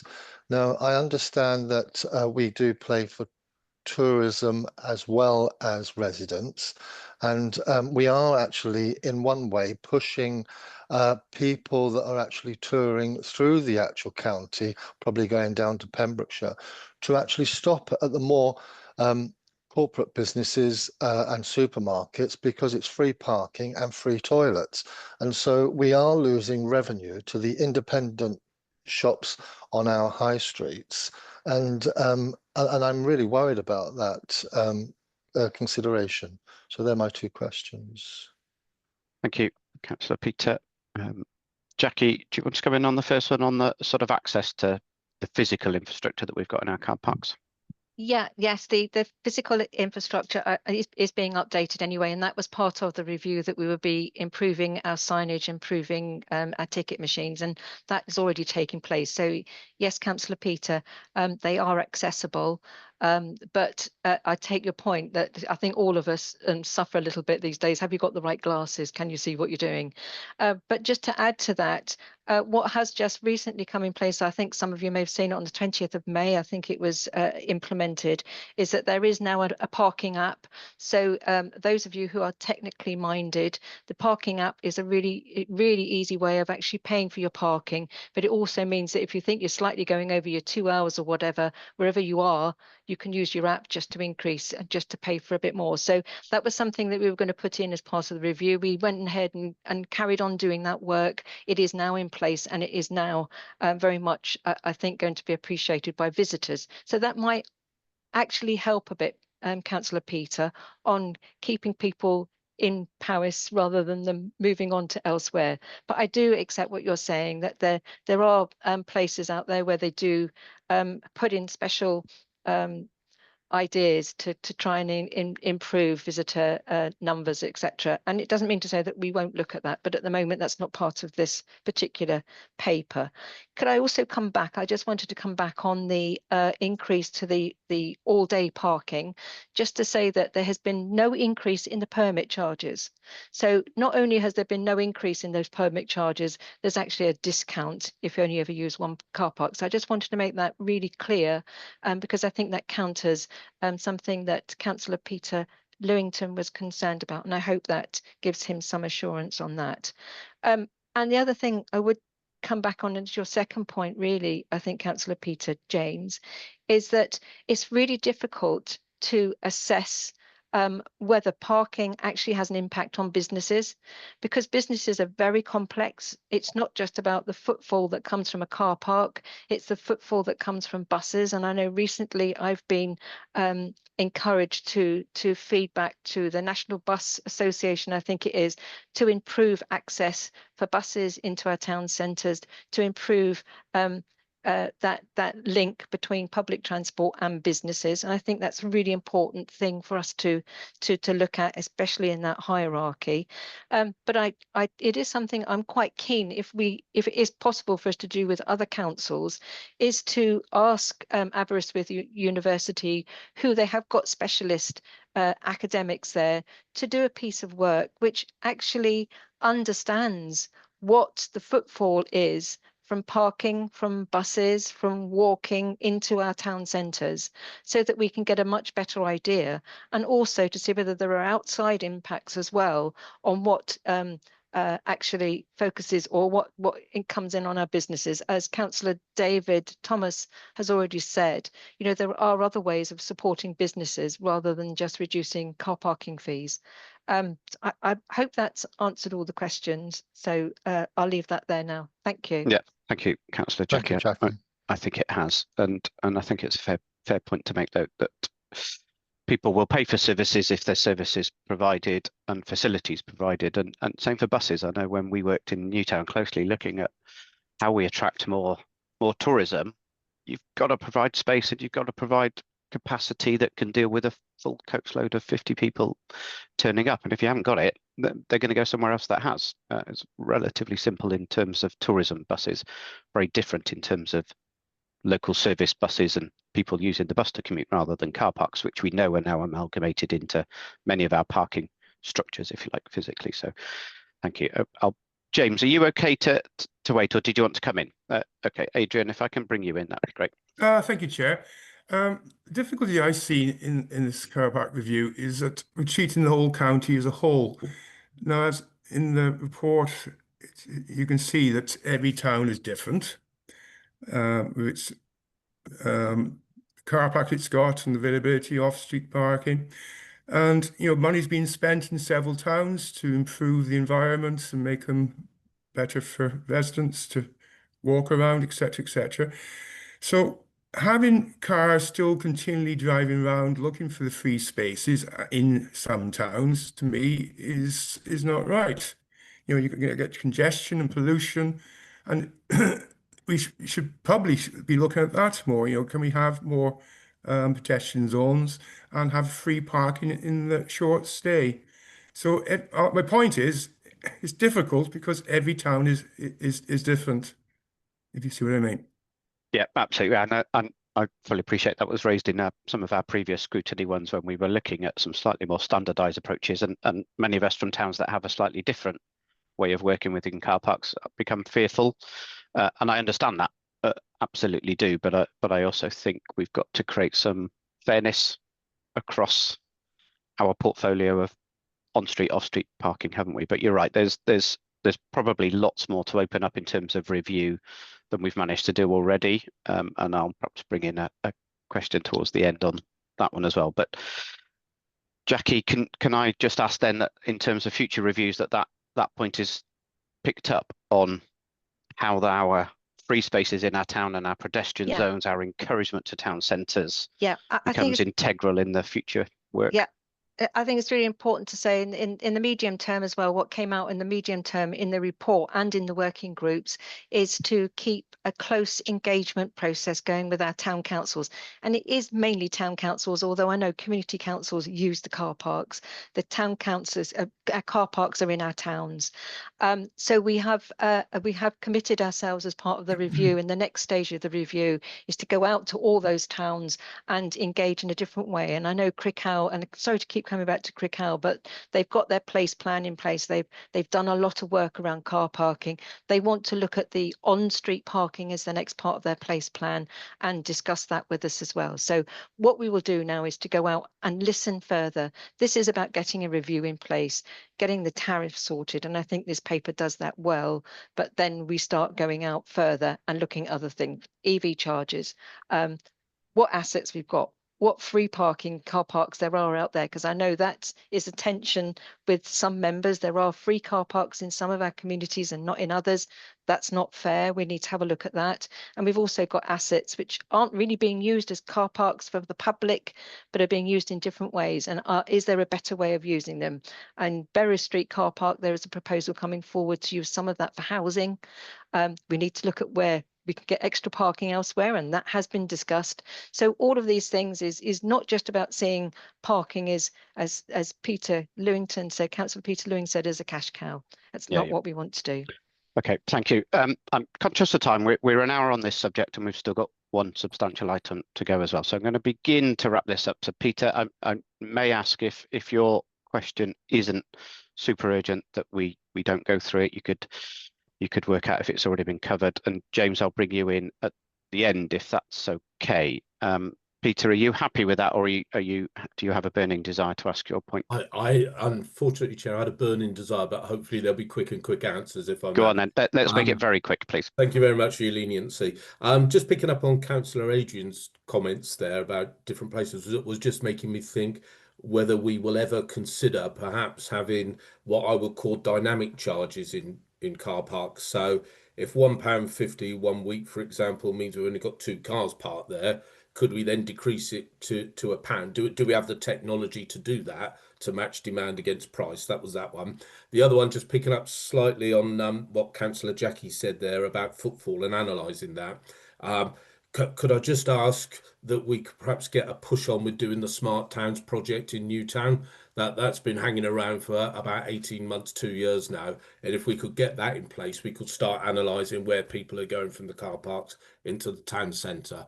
Thank you, Chair, and thank you for your patience. No, thank you, Peter. And I'm going to take it as read that Tony and the team will have clocked some of the amazing technologies that are out there, but not yet worked out how we begin to think about implementing it. So bring that into some of the future reviews.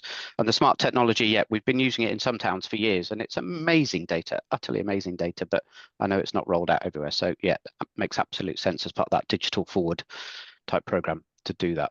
So I think, Sean, see your hands come up. Go on, please do come in. Yeah, it's just to provide a bit of clarity around that.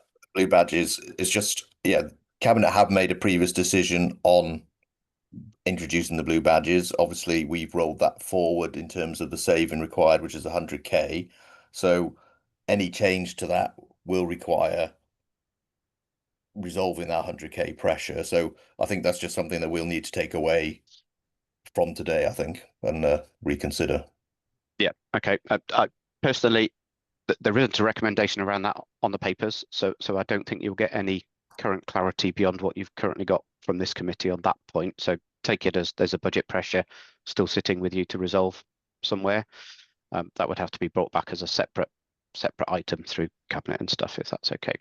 Okay, so I was just going to use a bit of Chair's prerogative to say some of the frustrations I have. And the frustrations I have, and I know others have and do mention it, is around just the time implementation that this has taken. We've got some recommendations and some relatively clear recommendations, but there are only a few recommendations on a whole broad spectrum that we haven't yet got to a point of recommendations coming to scrutiny on, and that drives us all a little bit crazy. We're effectively 2 years plus into this process, and all we seem to have done is changed a few tariffs one way, and now we're changing them back again. That's not good enough. Our car parks are massive assets. They are generally underutilized for the majority of their existence. The report shows that we've got some at 7% capacity at best, average of 20-odd%. And yes, on a market day or a busy Saturday when we want people to come into town because they've got the things to do, they fill up. But the other 6 days a year, they're not doing a lot. And there's implications around that. So definitely myself personally keen to work out how we push through some of those other things so that they get looked at in detail, consulted on, recommendations come, and we then enact them, because some of these recommendations have been coming at us for a while, but we haven't actually progressed on them. So we are going to do that today, and we're going to make some recommendations back from us to Cabinet to consider today.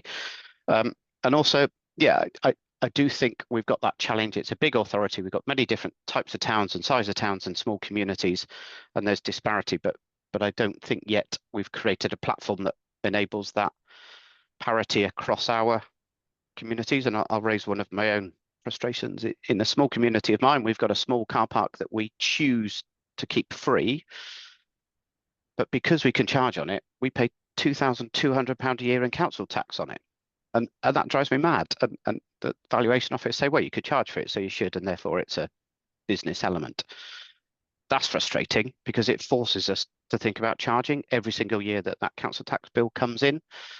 But we know, no way could we enforce it anyway as a small community, but also we don't want to, because it's vital for our community to come and use that facility. It's got the toilets there, it's got access to the shop. And if we started charging, people just would stop coming. So I think really hard to create that parity, but it's not only council-owned car parks, is it, that we've got across our authority? It's some of the other ones that our town and community councils keep trying to resource as well that just need some consideration in there. So those are my sort of thoughts before we come on to the recommendations. But James, sorry, it kept you waiting there a long time.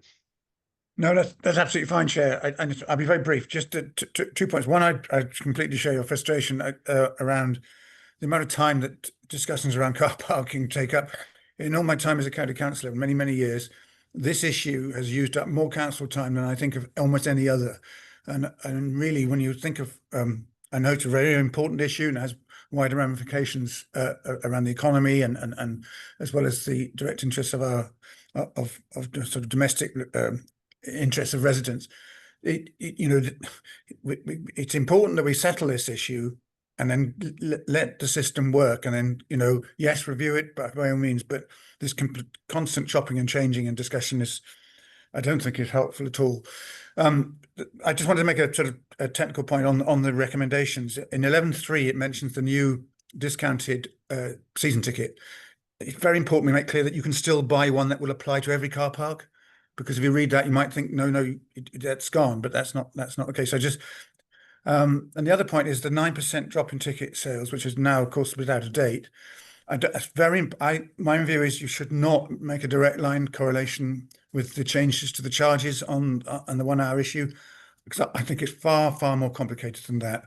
And I just make the point that despite the fact that I think this year's Hay Festival saw record numbers of visitors to the festival, there were always, even on the busiest weekends, spaces available in Powys' car parks in the centre of Hay. And I think that's really quite I've never seen that before. And I think that just is an indication, actually, this is a much wider issue around the economic difficulties people are facing and so on. So it is, it is a very complicated issue. But I just wanted to make those couple of points. Thank you. Yeah, no, and very well made. And I think we all share those concerns and frustrations as well. Thank you. And thank you for your point there, Brian, as well. I think we have to remember that the service as a whole is part of HTR. It's a budget within HTR, and it has a mechanism to deliver some sort of budget savings within that whole department, and then gets reinvested into that department. So it's an important mechanism, but it's one that does so much more than that, isn't it? And that's the challenge, isn't it? It plays a part in almost all of our lives. Not every single one. If you choose to walk and cycle, not quite so much. But yeah, every other visit into town, if you're coming on any other form of transport, it definitely does, and has that ability to unlock more if we do it well and for the right reasons. Okay, so we have 4 recommendations within the report, and I would like to get the committee's consensus on those before we move on to the rights of way discussion. So the first recommendation is to reintroduce 1 hour parking tariff to all long stay car parks in accordance with the local authorities, traffic orders, etc. From my take today, there is no dissenting voices or concerns over that point. So unless anyone thinks differently, the committee support that recommendation unanimously. But does anyone wish to challenge my thoughts on that? Okay, 11.2, set tariffs for up to 1 hour parking to £1.50, so a slight increase in the shorter stays. 1 to 2 hours, £2.50, 2 to 4 hours, £3.50, and an all-day parking tariff of £5. So what Matt was saying earlier is around, actually, from the research and the data, people want to pay for the length of time that they want to use the car park for, not what we think they should set their parameters of hours of usage for, and I see that as a mechanism to do that. There's a question mark over the impacts of some of those, and particularly that £5 all day one to be reviewed. But are we happy to put a recommendation through that says we support that with the ongoing review of income, ticket sales, impacts on street parking enforcement type things? So does anyone have any other recommendation that they would like to make around that 11.2 point? If not, Kath, if we can capture that we're happy to report it, but with that recommendation, further recommendation that it is a reviewed process, which I'm sure it will be anyway via the team. 11.3 is around introducing a new single car park permit at a cost of £2.80. So that's a permit that would apply to a single car park within the authority at a reduced rate of around 25% if you choose to take the full permit, which is still available, that would cover any of our local authority charged car parks. And there's an option within there of doing that for 6 months, 9 months, and 1 month as well. I didn't see any negativity. It's a positive thing for us to do. It's come through from the feedback and the data that we've got that often people just use the one and therefore is a positive to some of our constituents. So I'm taking an assumption that we are all in support of that recommendation as well.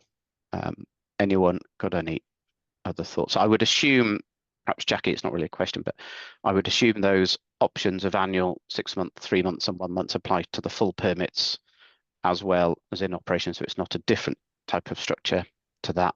And if that's the case, I'm happy with that. I see Tony's got his hand up, but yes, that is the case. Yeah, Tony, did you want to come in? Yeah, it's exactly the same structure. So that was brought in to some people might only want to be in the short-term visitors may come for a month on holiday, long-term holidays and things. So that gives that facility. Or people can't afford the full year, they can buy it in blocks. Then that makes it more affordable at the time for them. Okay, thank you. Noted. Peter, did you want to come back in on that one? Yeah, just a quick one for clarification for me, if I may, Chair. I know you mentioned about reviews going forwards.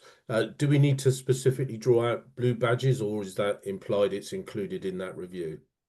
I think we'll do that at the end of these ones, I think. So there'll be some further recommendations from us as a committee, I'm sure, that for officers and portfolio holders to acknowledge and come back to it with a response in the future minutes. Thank you. Okay, thank you. So the final one on there, recommend that Cabinet note car park tariffs already form part of the fees and charges register, and that any future amendments will be managed through that existing process. Yeah, it's a funny one to put in a recommendation for me. It's not something that I think we can recommend. That's a statement really to me. But does anyone have any other thoughts on that one? Peter? Yeah, sorry, Chair. Yeah, and I suppose I sort of thought it was fair enough, because I guess where I'm at is, whilst I'm, as I said earlier, happy to see like the 1 hour coming back and all that, I could probably debate all day long about what the charges should be. So I think it's probably fair enough to have that in there, as it gives us that sort of fallback, really. Yeah, I guess what it's saying is in the annual budgets and the medium-term financial strategy, they're all laid out in there, and we all have a chance at all scrutinies to challenge where the fees get set rather than doing as a separate process. So adding perhaps a bit of streamlinedness or clarity to the process. So I suggest we accept that as a note. But then I think further recommendations that we've got coming out of this meeting is a bit of clarity on that ongoing blue badge situation and solution. So part of the review needs to be that blue badge. For me, it's about speeding up some of even the shorter ones that are in the recommendations, and the medium term ones, to how we get to a point of clarity, decision making and consensus on them, please. So there's another half dozen things that we've already talked about for 2 years but done nothing with. So let's bring some of those forwards, please. I think the issue around that, the opportunities around free parking at certain times of the year is we've got a solution now in place, haven't we, where specific recommendations can be made to the leader of the council with support of whoever the town and community councils or county councillors and residents and things like that. So that mechanism is in play, but I guess we all need to be worried about how it plays out during that Christmas period, if we look at it specifically for Christmas. But it isn't just Christmas, isn't it, that we should be doing it? There are innovative ways that we can have all sorts of different events to encourage people to come and visit our towns and our communities. So for me, there's a set process to allow it to be done, but could we have a quick review of that post Christmas period, see if anywhere got accepted, taken up, and what the impacts were positively and negatively on that one from us. But does anyone wish to raise any other clear recommendations from the committee. Peter. Oh, you may have just thrown me off there with the word clear, Chair, but apologies, yeah. I was just wondering if we needed to put something in there just so as we are clear, that confirmation that these future reviews will consider all the elements, you know, the balanced considerations, and not just focus on the money side of things.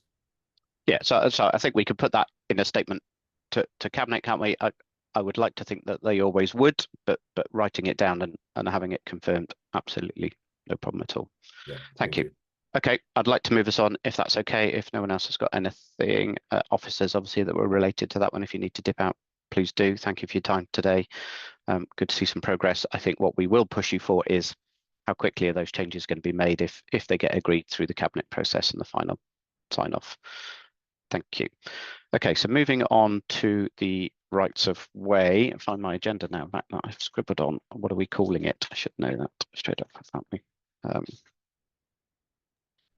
Got too many notes. Rights of way improvement plan, and it's an update. It's a report for information. We must remember that relatively short report, so easy to digest. And thanks for providing it in advance, Sian and team.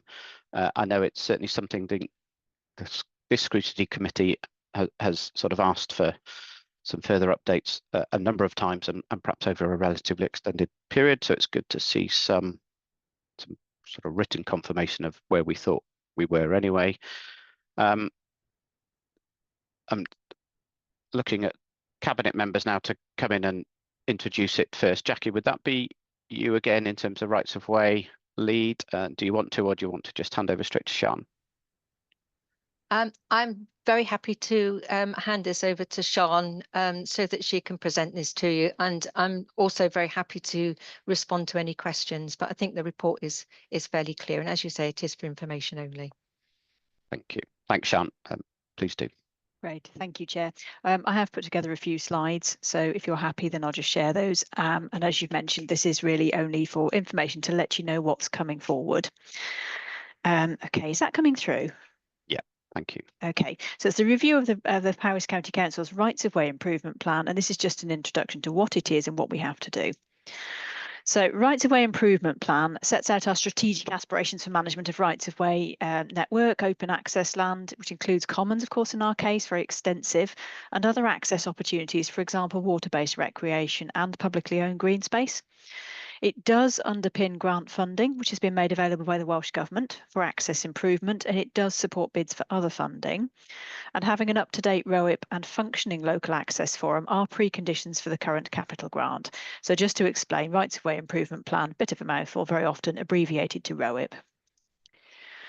What are we required to do? Well, it is a statutory duty of local highway authorities to have a ROIP. It was introduced under the Countryside and Rights of Way Act, and each ROIP must be reviewed at intervals of no more than 10 years. So they can be done at less than that, but 10 years is the maximum.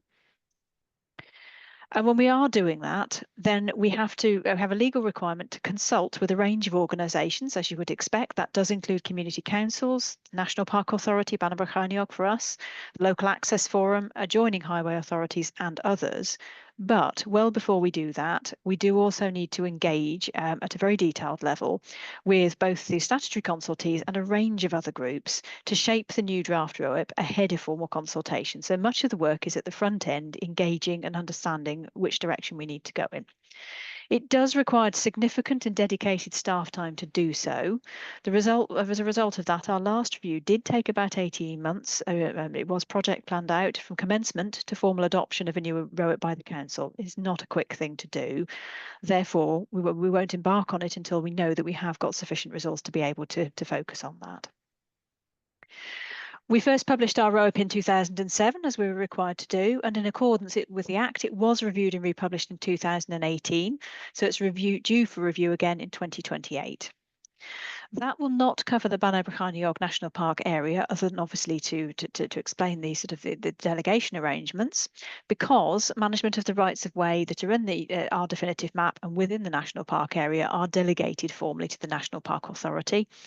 And what that means under Local Government Act, the Bannow-Brachaniog then take on the responsibility for also producing the ROIP for that area, which will cover, of course, more than just Powys rights of way. There are some Carmarthenshire, Monmouthshire and other rights of way there too. We're planning to commence the review of the ROIP early in the 2026 to 27 financial year to ensure that the process is complete by 2028. That does also allow us time over the next 12 months to do a big piece of work around our volunteer programme, which will be instrumental to the new ROIP. The review will include an assessment as to how well the aspirations of the current ROIP have been delivered, and then a forward look for the aspirations for the next 10 years. Things that we know at this stage that we will need to reflect include changes to funding arrangements. So the 2018 to 28 ROIP does note the scale of the challenges facing the council in managing its rights of way network of over 8,000 kilometres outside the national park. In 2017, we knew we had an investment of over £1 million was needed to bring the whole network up to a standard that's open and easy to use. And at that stage, only 38% met the standard. Since then, of course, costs have inflated very significantly. Even with Welsh Government grants, which have been fairly generous since 2020, the network does currently fall far short of being 100% open and easy to use. The current grant from Welsh Government is only assured until March 2027, so we don't know what happens after that. The Council's core budget position is, of course, far more challenging now than in 2017, but other external funding opportunities are developing around environmental investment, working through the Marches Forward Partnership, and also major developments, including wind and solar farms. So Section 106 funding is quite routinely sought now from wind farm developers and can be significant. Changes to strategic priorities. As for all council services, the Countryside Access and Recreation team does need to align with the principles of sustainable Powys, and we're already doing so in the form of reshaping our Countryside Volunteer programme.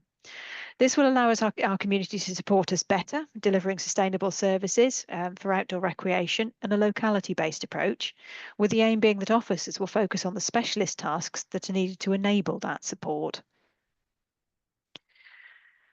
The impacts of climate change affecting all of us. Countryside access assets are suffering increased rates of deterioration because we've got increased extreme weather and we've got predominantly warmer, wetter weather, which is impacting on materials.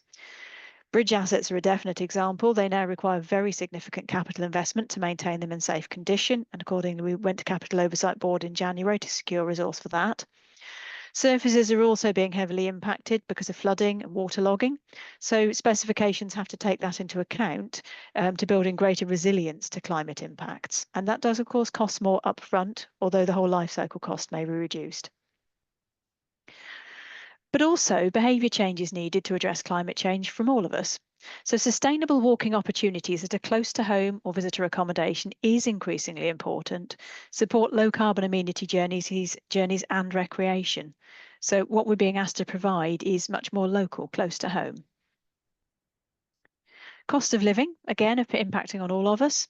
The demand for access to green space did increase significantly during the COVID outbreak, and that has continued. So there are some real positives there. It does mean increased demand. It will undoubtedly be linked to the increased cost of living because walking from home can be a very inexpensive form of recreation. Our rights of way network, of course, does facilitate many other types of use on horseback, on cycle, but walking is the most inexpensive form of recreation for all of our residents and visitors if it's available close to home. Also, though, I think there is renewed awareness of the health and well-being benefits of walking and engaging with nature, and that has encouraged more people to want to be outdoors. Again, it's a positive, but it does mean that the demand and the patterns of demand have changed. In terms of the Scrutiny Committee's role, the Scrutiny Committee will have a formal role in the ROIP review process. The committee will have opportunity to comment once we have gone through the engagement stage and we've reflected the outcomes in a new draft ROIP before the document is presented to Cabinet. Our current ROIP is published on our website with annual work plans setting out what we're going to do each year and which of the actions in the ROIP are met by them, and the web link is there. Okay, thank you, Chair. That's my presentation. So are there any questions or comments at this stage? Oh, thank you, Shan. Might be helpful if you could unshare your Will do, yeah. presentation so we can see hands up. Corinna, please do come in. As Sean knows, I'm one of the volunteers on the footpath network, and I've got a number of questions I could ask. I don't know if I'm allowed to, but it seems to me that more volunteer coordinators would be fantastic. I'm undertasked. It's up to me to create tasks to some extent. That to me would be a great use of funds. There is so little money for footpaths. Understand that the funds available to the Radnorshire section is just 5,000 for infrastructural improvements other than grant money. And I did took the opportunity to look back at the 2017 ROIP, and in there it says grants are not available for work that it is a statutory duty. So if we don't have the money to do the work, the absolutely necessary work, the rest of the work that we do is grant funded. We've got a Brilliant Basics grant recently, but it isn't taking care of the core needs of the footpath network. I could carry on. I'm really interested in how funds will be exacted from wind farm developments, since they're only in the pipeline currently. Thanks very much. Thanks, Corinna. I guess I need to do my duty as chair and remind us that this is a report for information and an update, but I think it's an important one. It's an emotive one for many of us, so I'm very happy to take a few questions and for Sian to come back with answers if she wishes to, but if not, clock them as questions for when we move into that improvement plan drafting process. But yeah, Sian, are you happy to answer some of those? Indeed, yes. I mean, the way that we've reshaped the programme, which Councillor Corinna, you amongst others will have seen the outline of how we propose to do that. We are looking at the way in which we support volunteer teams, because we are well aware that our volunteers at the moment are underutilised simply because of a shortage of officer resource. So the new programme does aim to address that and to provide more autonomy to groups, so that you're not waiting on us quite so much. We are looking at potential funding around additional volunteer support, but again, because of the council's budget position, it is very much going to be looking at external funds. Where the wind farms are concerned, there's a well-established mechanism, Section 106 funding, and yes, again, as you note, many of those schemes are in the pipeline. Some actually are in operation, and we are working with that funding already. The mechanisms there are quite well established, and it's simply about us being involved in the process at an early stage, at the scoping stage, as we are, to make sure that those asks are put in a timely way and are considered through the planning inspectorate process. Okay, thank you. Jackie, did you want to come in quickly on a specific point? I'll come in at the end if that's okay, Yep, Chair. absolutely. Thank you. Chloe? I should have said earlier, sorry, thank you. So I'm not very familiar with this area, so these might be really strange questions, but I just wondered about, we're doing this sort of update on the plan. Is there any work being done to review how we performed against our previous plan?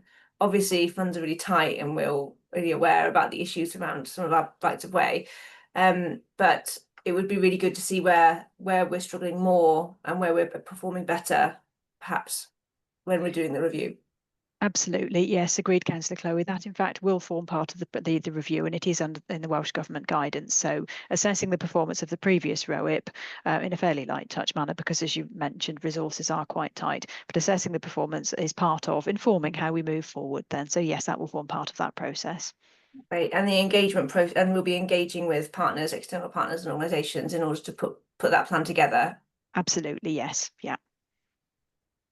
Thank you. Peter? Sorry, thanks, Chair. Sorry, the old fingers are seized up slightly there. I'm just a quick point, please, if I may, and thanks for the report, Sian. I know this is a report on reviewing communications rather than the actual review itself, and I was pleased to see within there the bodies that will be consulted. It's just a point. Some members of committee may be aware of a mail that came out from one of those consultees last night, just expressing disappointment that hadn't been involved in this particular aspect of it. So I just wondered if there may be a learning point to sort of consider there in future to just set the expectations of these bodies that this isn't the review itself, and we will be contacting you when we do the review, if that makes sense. Indeed, I think probably what I observed, Councillor Peter, that one of our major channels of communication about the ROIT, because they are hugely involved in it, is our local access forum. The representatives there are individuals as opposed to organisational, however many do sit on key organisations with an interest in rights of way and access, as you would expect. So, you know, communication will be heavily through the local access forum. And when it comes to engagement, last time round we had a public survey, we had many one-to-one sessions. There was a whole communications plan around it. So no, as you say, today is simply an introduction to what we need to do, not commencement of the review itself. Yeah, thank you, Sean. Thank you, Sean. I'm going to use a bit of chair's prerogative again, just on this one, Sean, if you may. So I think it's useful to have that update. It's useful to see the direction that you and your team are going to try and create within the update. I think we've got fears, haven't we, around timescales? So we already know it's going to take you a long time to do. We already know that 2028 isn't very far away. And there's some hints in your report and your update there that it's going to be a pressure on you and your team to complete that. So I think there's a desire from many of us here and in the wider world to start that process as soon as we can. So as soon as timeframes can be agreed, budgets, capacity, it's something we can't ignore. It's a statutory duty. We've got to do it. So what we can't use as a defence is, sorry, we're struggling on capacity a bit, or whatever it is. We have to create that mechanism within the authority that you and your team have got to do this. It's an important piece of work. As your report says, we have a staggering amount of rights of way across our authority, even outside of the park area. But 3/4 of them are almost unusable, certainly 2/3 plus, and we don't know the current up-to-date figure. There's probably a strong argument in there that we don't need to worry about a big chunk of them because they're so frequently used, etc., so historic and stuff. And you've already alluded to that need to prioritise where we can make the improvements. But rights of way are a statutory duty. They've been in existence for hundreds of years, if you like, and they've transferred through that rights and responsibilities. We've increased access land, which actually makes it much easier for people that want to go on a decent walk and know that they can get from A to B by joining up those access lands. That's a process that we haven't really relivened any time since the Crow Act came in. We landed with a chunk of lines on a map, and that's it. We've stuck with them. There's not many new ones that come through, except for some of the permissive ones. So I think the rights of way improvement plan needs to pick up on all of that and where its challenges are. But I was quite heartened personally. Okay, the figures are old, but if we'd have invested £1 million back in 2018 or whatever, we'd have had a pretty good rights of way network, and we can find nearly 2 million to put fences around our schools. We can find 1 million to prop up another service when we get a report saying it's not very good. But we consistently struggle to prioritise our rights of way. And I know there's other pressures. We all get that, of course we do. But actually, a relatively insignificant amount of money in our £400 million budget would make a massive improvement across that rights of way network. And I would argue, as somebody that used to live in Banai Bracaniog and could walk on pretty much every right of way in there, the benefit that that network brings in terms of tourism, users, impacts on communities connecting up with each other is vast, and probably worth spending now what would be 3 or 4 million quid, I'm sure, but over a staggered period of 3 to 5 years with a really good investment plan would see some phenomenal changes. And I know you've got other pressures around, absolutely get that. So I think it's not a criticism of you and your team. You've got what you've got to work with, and that's not very much. But as an authority, there's stuff we need to look at. And just for me to touch on the planning point before I stop waffling, I personally think that we need to make sure that your team has the ability to respond to planning applications when they come in, because I know they don't always, because you see a lot. But I would be arguing that we should be granting planning permission on any land that hasn't got a usable right-of-way network around it, on it, or through it. So we shouldn't just be looking at those big developments that have access to finance. But we could improve our rights of way by insisting that the landowners do it, because that's what they should be doing, and we do support them when we can. But I'm not 100% sure we're using some of our mechanisms to the best of our ability to make the improvements happen by others, and I think we could do if your team had the ability to respond more there. So that's the end of my waffling. I don't know if you want to come back in on chance. There were more just comments to note, really, but if you want to, please do before I bring Jackie in. No, thank you, Councillor Gary. Very much appreciated and noted. Yes, planning is an important mechanism, although I think there are other constraints on planning colleagues and technical constraints which would need to be understood better. In terms of funding mechanisms, I think one of the biggest pressures that we have, as most teams have, is actually it's the revenue investment around staff time to do things, especially the statutory stuff, which is where we are working closely with the economy and climate team around environmental investment, because that has the potential for much more flexibility for us.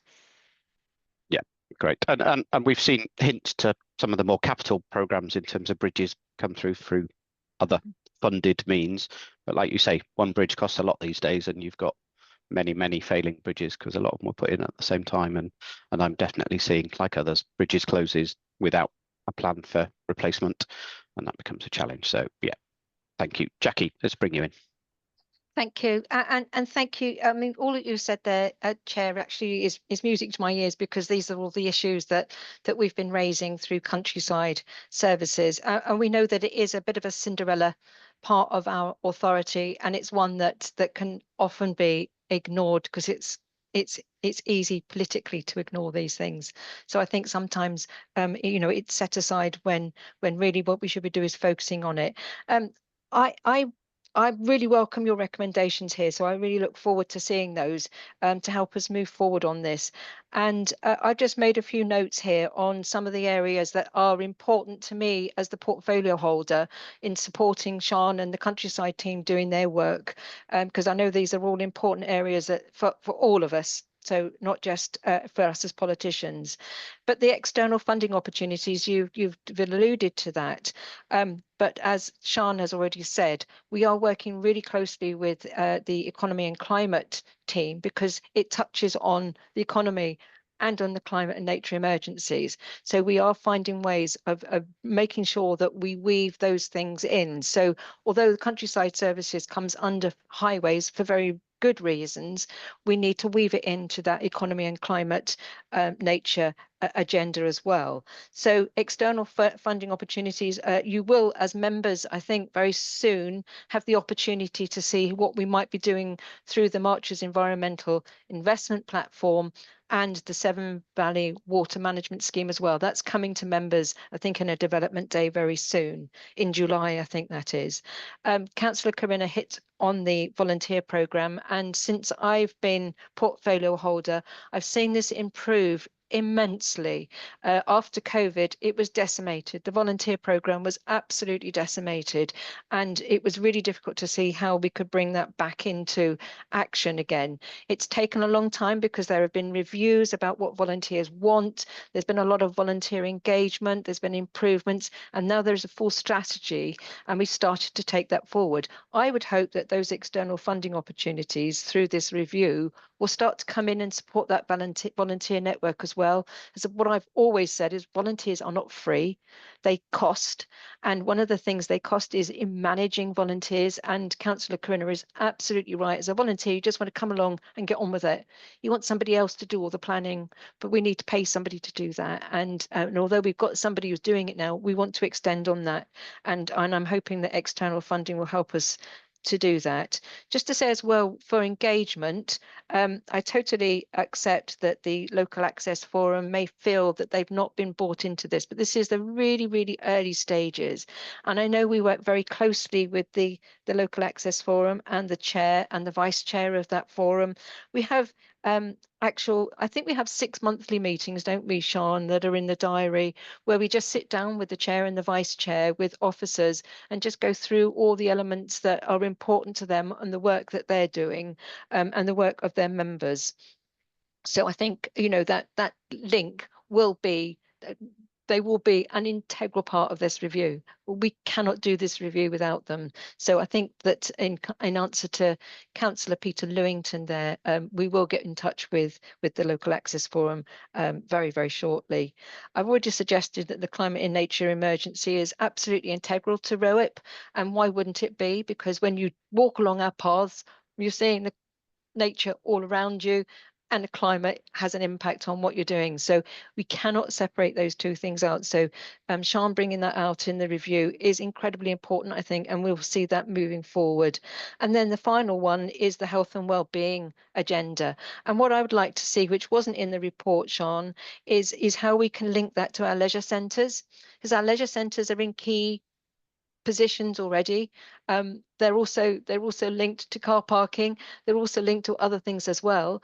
And I think if we can link that health and well-being agenda to the leisure centres as well, so that walking and activity is actually more linked to what we're doing around health and well-being, and I think that would be a positive element going forward. So I think those were the main points that I wanted to bring out. But just to confirm that any recommendations that comes from this committee will be hugely welcomed, and anything you say about improving the countryside services and how we might be able to look for better funding processes to get more work done would be really welcomed. So thank you. I'm sorry I went on a bit longer than I intended, but this is a really, really important review. No, thank you. I might just need a point of clarity with it. With an information paper, I'm not sure we have an opportunity to make formal recommendations, maybe just comments for note. So if we take that approach, Sian, your team will note them and they get recorded, but I don't think we're looking for formal recommendations to go to Cabinet. But what I'm seeing and hearing is it's a note that our rights of way improvement is integral to our communities. It's underfunded, underinvested, and it's struggling. Still got that 10,000 backlog of cases out there that we're not seeing progress on. So we have to work out as an authority how we progress in the right places in the right timeframes, as far as I see it, and bring in some of those other ideas. And I would add to leisure centres, hospitals. We've got some projects out of hospitals now that are doing dedicated wellbeing walking schemes, but if they can't use their immediate rights of way network, it's going to struggle, isn't it? And it just makes sense, doesn't it, to concentrate on those hubs and expand out the spider's web from there. For me, Sian, I think it's important around engagement widely. So how do we get councillors engaged in that draft plan as well? Obviously, you've got the Local Access Forum and other statutory consultees, all very valid, all very relevant, but definitely keen to make sure that there's a way that us as representatives of our community get early input into some of that where we wish to do so. Obviously not make it essential and not drag you down with too many of us coming at you with all sorts of weird and wonderful ideas, but I think that's an important mechanism. And for me, probably what I would ask is just some clear timeframes coming out fairly soon of when you and your team expect to have the resources to start the review, taking in mind that we expect it to take 18 months plus. That's fine, but I think what we worry about is when we don't see a clear, we're going to start on this and prioritize it from then onwards over that 18-month period. So it might be useful to update us with that when you can, and obviously have that in discussion with the Local Access Forum and the statutory consultees first. But I'm always keen that when we see papers that we have some sort of clear timeframes to them as well. So those are my points that I would like to take forward. Jackie, is that okay? You still got a hand up, but assuming that's a legacy hand. Could I just it isn't a legacy hand, it's a new hand actually, okay. Chair. If you just give me 1 minute, I'll do this in 60 seconds. You talked about the 10,000 case backlog, which is absolutely at the forefront of our minds at the moment. We have got a paper, which I'm hoping, it's taken a very long time to bring this paper forward, but we have got a paper on the way through, which actually outlines how we might be able to reduce that backlog and improve efficiency. And that will improve lots of things. So it improve the whole overall efficiency of the countryside services. But it is actually quite an innovative way of looking at that. And I'm hoping that paper is going to come to scrutiny fairly soon as well. Thank you. And I must apologise to all of us. Poor chairing, not my usual seat. We didn't actually look at clear recommendations on the customer services framework and make those, or give them clarity for the records. So I'm going to spin us all the way back to the beginning if I can, and I've now just got to find the additional paper because that was the rights of way one was in a separate one. There would have been some clear recommendations at the end of the report, but give me 2 seconds whilst I find it. So what we're looking to do is give recommendation on the customer services framework, and the recommendation, sorry, point 12 in page 22. It's recommended that staff and members acknowledge the development of Powys Council's first customer service experience framework, along with the insights gathered during their public consultation process. So the recommendation is we acknowledge it. Absolutely, it's acknowledged. It's there. It's in form, but not publicly available. But it works alongside the insights gathered during the consultation processes with some of the limits that we've talked about. So yeah, there's some pros and cons in there, isn't there, in terms of the responses, but it's a small number, so take that into consideration. Anyone not able to support that recommendation, please do speak now, but I think that's a given. Okay, and 12.2, it's recommended that staff and members approve the customer experience framework, which can be found in Appendix 4. So are we happy to effectively accept and approve the framework? Do we have any specific comments that Ellen and the team could take back on before we did, or in addition to that, Peter? Yeah, thanks, Chair. Sorry, I was just trying to go back on a memory test as well. It was just making sure, I think Ellen did mention it, but I can't quite remember where we landed, was to extend it to pick up things like subject access requests, freedom of information, and complaints, to pick that all up to feed into the framework. I think Ellen said she would, but I can't quite remember, so apologies.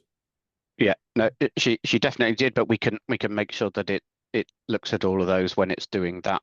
KPIs is the next step, isn't it, to develop the KPIs around it, and yes, certainly complaints and how we hopefully see a reduction in complaints and more satisfaction would be critical to thanks, that. Jim. Yeah. Okay. Okay, so I'm going to suggest then that the recommendations from us are that we do accept it and we acknowledge it, and it moves on to the next element of its work as swiftly as it can in terms of embedding that within the authority and setting those KPIs, and then creating that ongoing monitoring reporting process that we're fairly used to seeing. Anything else that anyone would like to add? I apologise for my slightly poor chairing in running over time by 10 minutes as well, but some good items in there to hopefully see some progress on, which is really positive, and several emotive subjects. If that's it, I think we will bring the meeting to a close. Thank you for all your inputs to officers, staff, councillors, and people in the background. Kath, what have I forgotten? You haven't forgotten, Chair. It's just the item regarding the HTR investment, that it's going to actually be a member development session. Yeah, so I did cover that at the very beginning, but just to confirm that you're right. The item 12 on the agenda is being presented to all councillors as a member development specific session where they will have the opportunity to fully engage with it. So it'll be report written, opportunity to join a meeting and converse with the senior officers and the senior team around that one. Thank you for reminding me. Okay. Any other points, questions, concerns that we would like to raise before committee go into a short reflection period? Okay, thank you very much. We'll end the recording there. Thanks all.